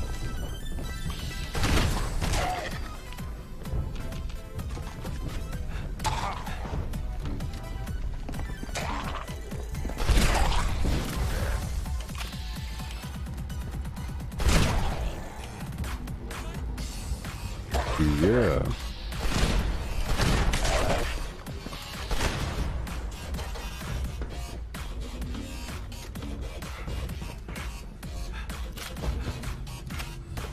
Okay. Hey there, Michael. How's it going?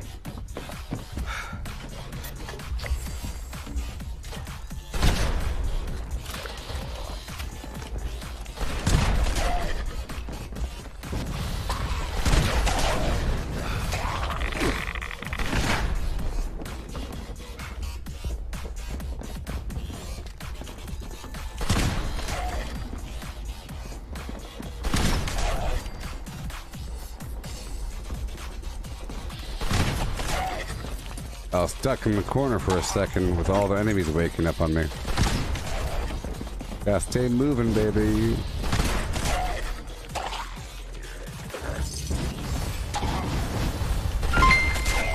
Hey, oh my gosh, thank you, Kevin.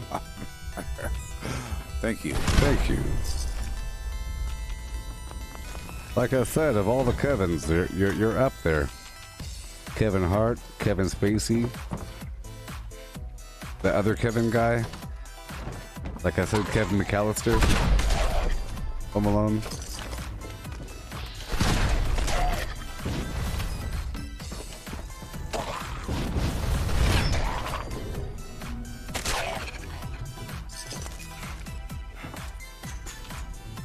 Resources, lead.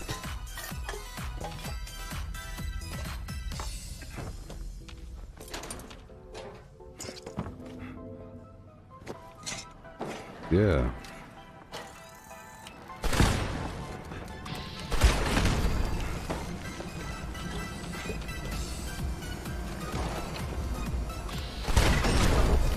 I'm currently in the Burrows. It's below Harper's Ferry.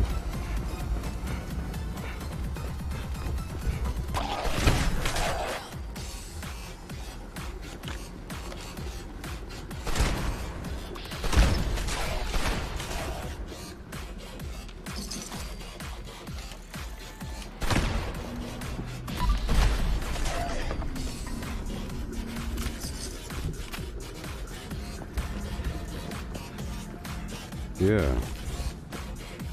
There's a cap stash right down here. Sometimes. Up and around. And right on down.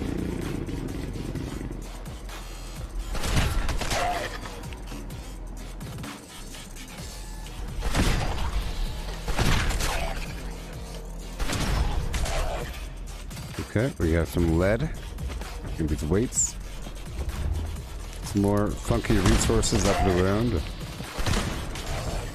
Bunch of bad guys coming at me. I'm level 996 right now.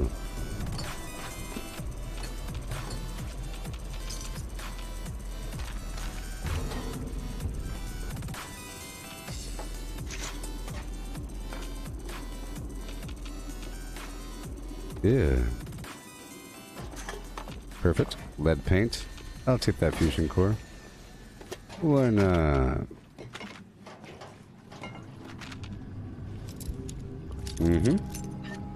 I could hit up the Lucky Hole mine or a couple other ore nodes here and there across the map as I travel. I'm over encumbered for a second, but that's okay. It's okay.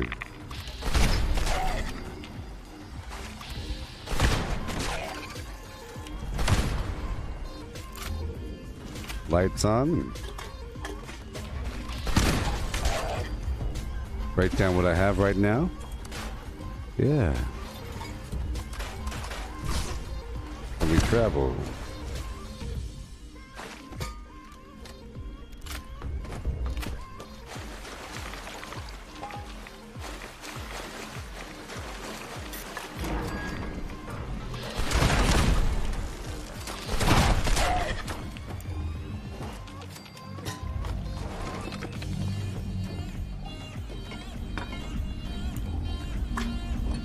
Yeah. Awesome. And down the hall, there's a few bad guys in the form of robots. A bunch of robotic flim-flams. How's my weapon looking? Uh-oh. So, as I'm running on through, I will be repairing my weapon. As I do,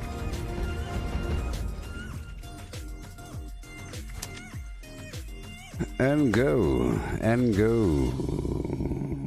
Once I do this, I'll go back up to the surface and finish up that Enclave event.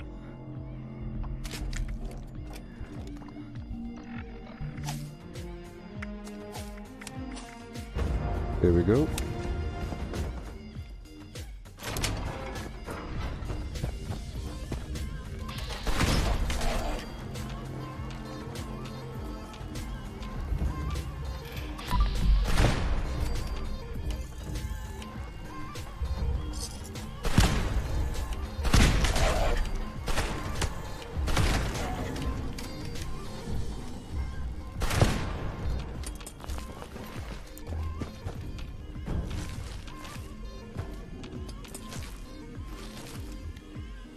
Melee out in this hall, flim-flam down these tunnels of Gabba Gabba Hee High.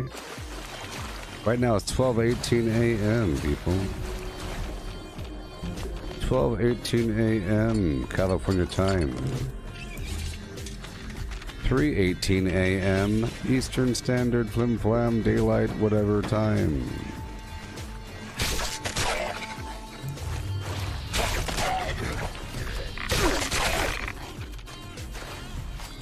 I like punching them on occasion.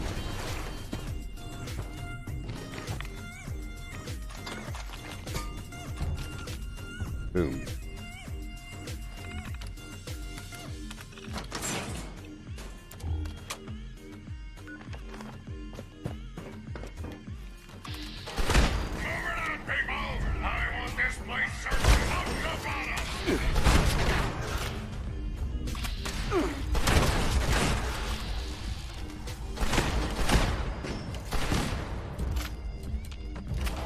I like to target their mid-eye.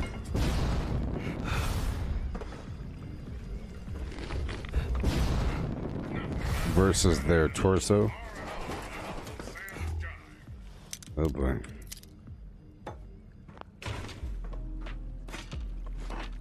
Good stuff. Please step into the open and identify yourself. Perfect. Abiding citizens have nothing to fear.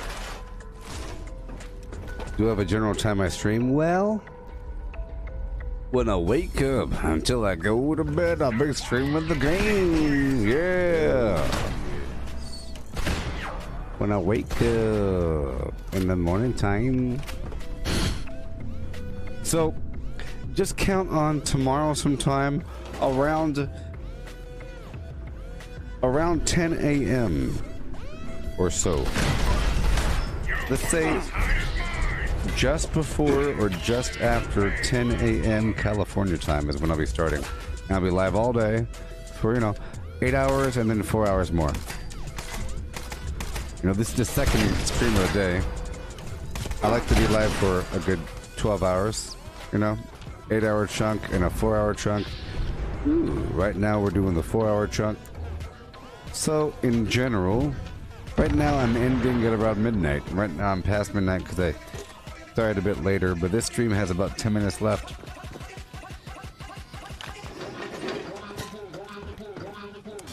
Yep. But what happens is throughout the month I end up shifting to the right, which means if one day I start at 8, the next day I might start at 10, and then 12, and then 3 p.m., and then 5 p.m., and then 8 p.m., and then midnight. And all of a sudden I'm starting at midnight. And then I'm starting at 3:33 a.m. And then magically I'm starting at 5 or 6 a.m. like a normal person. With the sun's out. Sometimes I stay nice and steady for a bit. But every day I'll be live for 12 or so hours. So if I don't catch you during one part of your day, I'll probably catch you during another part of your day. Sometime, maybe during your lunchtime, maybe in your morning when you're brushing your teeth, maybe at nighttime when you're brushing your teeth. I'm best watched while brushing your teeth.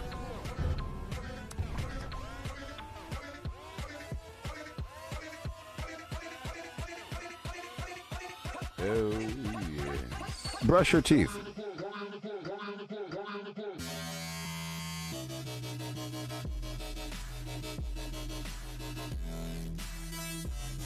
But I've done all my tasks for the day. Yeah. Yeah. With the yeah. Yeah, and the yeah.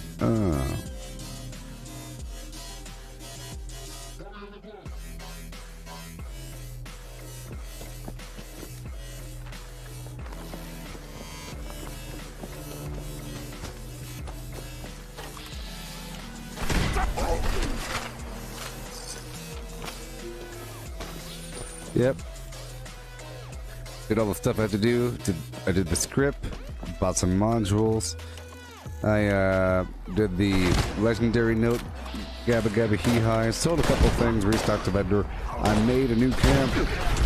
It's mobile, which is awesome. Here. I will now demonstrate the mobility of my flims.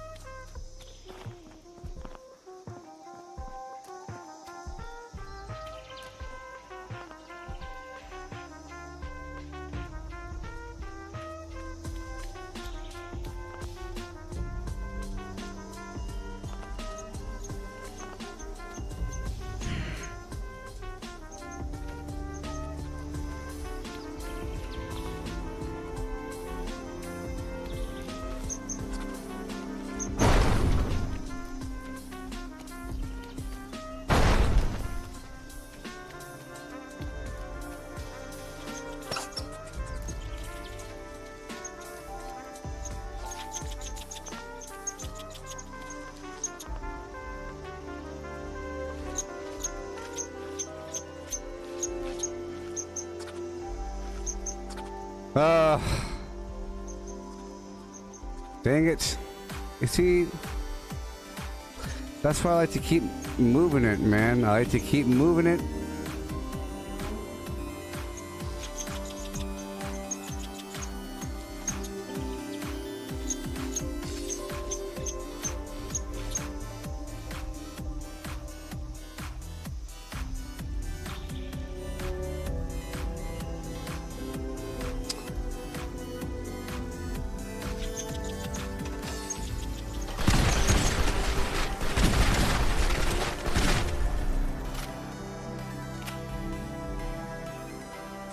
My base can't be placed.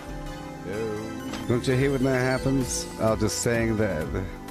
It's okay. I have this other thing here. It's like halfway. You see? So it doesn't... All the hard parts... I spent like 2 hours this morning finalizing. That's not really all that long. And it really is better if it gets destroyed. So I can make it faster. And I really was experimenting quite a bit. You see, this right here is sort of the template for the rest of that base. Like, all the hard part is done. I just have to, you know, box up this part, build the roof up here, build the roof right there, build the tires going around, put the turrets on the top right here, build all the wiring, put all the vendors, all the chairs, the delete this part and move the door right there. You know, not much. So it looks like the beginning of next stream I'll be rebuilding my base. Such a sad, sad thing.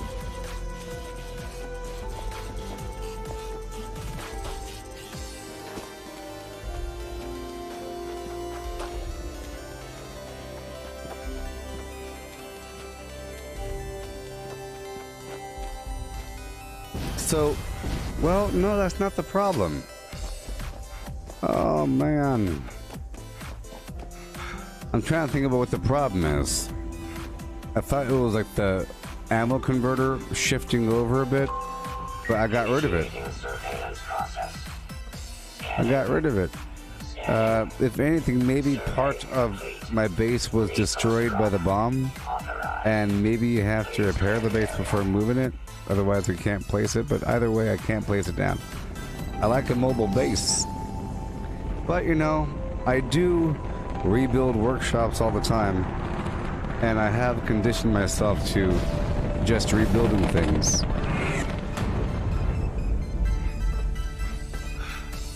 Well, I'm gonna hope that tomorrow I could place it. So I'm gonna try to place it tomorrow. You know, maybe if I go to another server and try again. Maybe it's like a temporary thing. But you're right, the squirrel's in the way. I don't think they're in the way. I think the squirrel was just behind me by the location of the noise.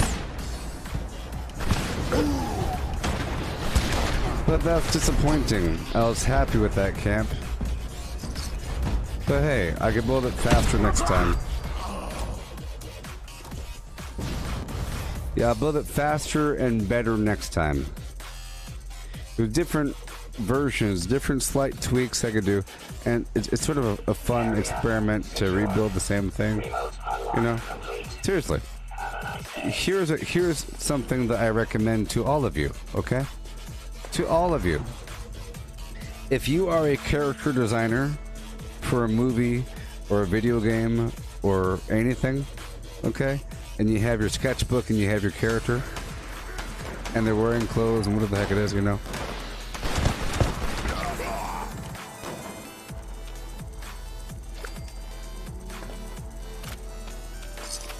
Take your time making a sketch, and there it is. You have your sketch. Boom. Make a copy of that sketch and put it away. And then in the morning time, I want you to quickly erase part of the face. Like, quickly take an eraser and erase, let's say, 40% of the face. And then draw it back based upon what you think should be there, based upon your memory of what was, or better yet, look at it for a second erase most of it, close your eyes, spin 3 times, and then redraw what you just erased. Think about that. If you're drawing a robot, you're staring at it for a while, save a copy, and then just take an eraser and go wah, and then just try to fix it. You'll get all kinds of crazy ideas in the process, because you'll take what you learned and it's gonna be better. And then maybe once you refer back to the original, you might have forgot something. Oh yeah, the eye color. Oh yeah, the mole. I forgot about the mole.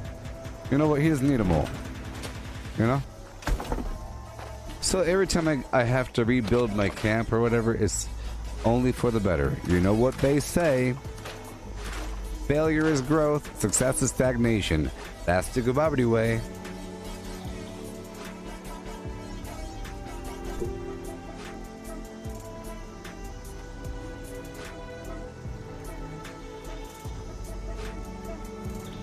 Yes, the first version of everything that you've ever done in your life sucks.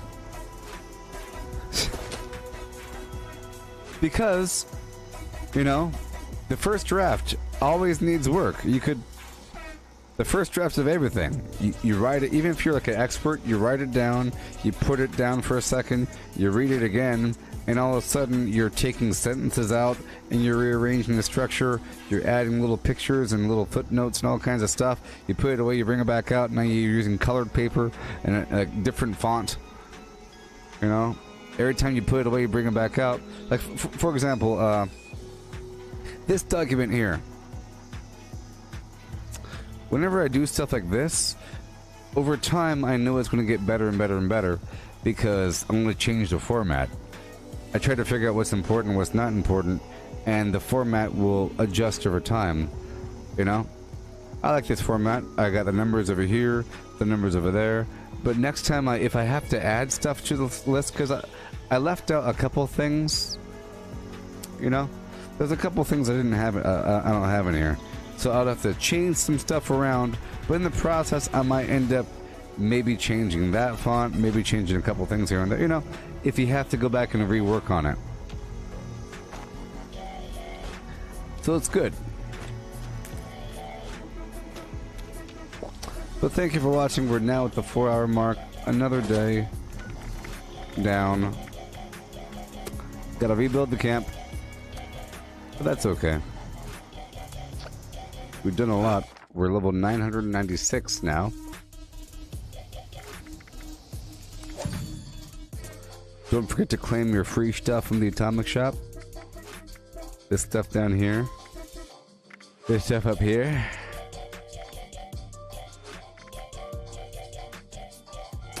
Alright, buddy. Goodbye. Vortex, Vortex, and Vortex. Catch you on the flip side. And peace out.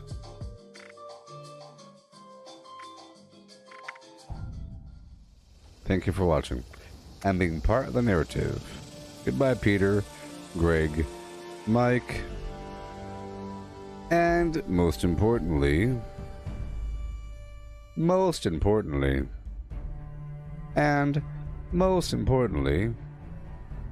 Jacqueline, for no particular reason. Goodbye.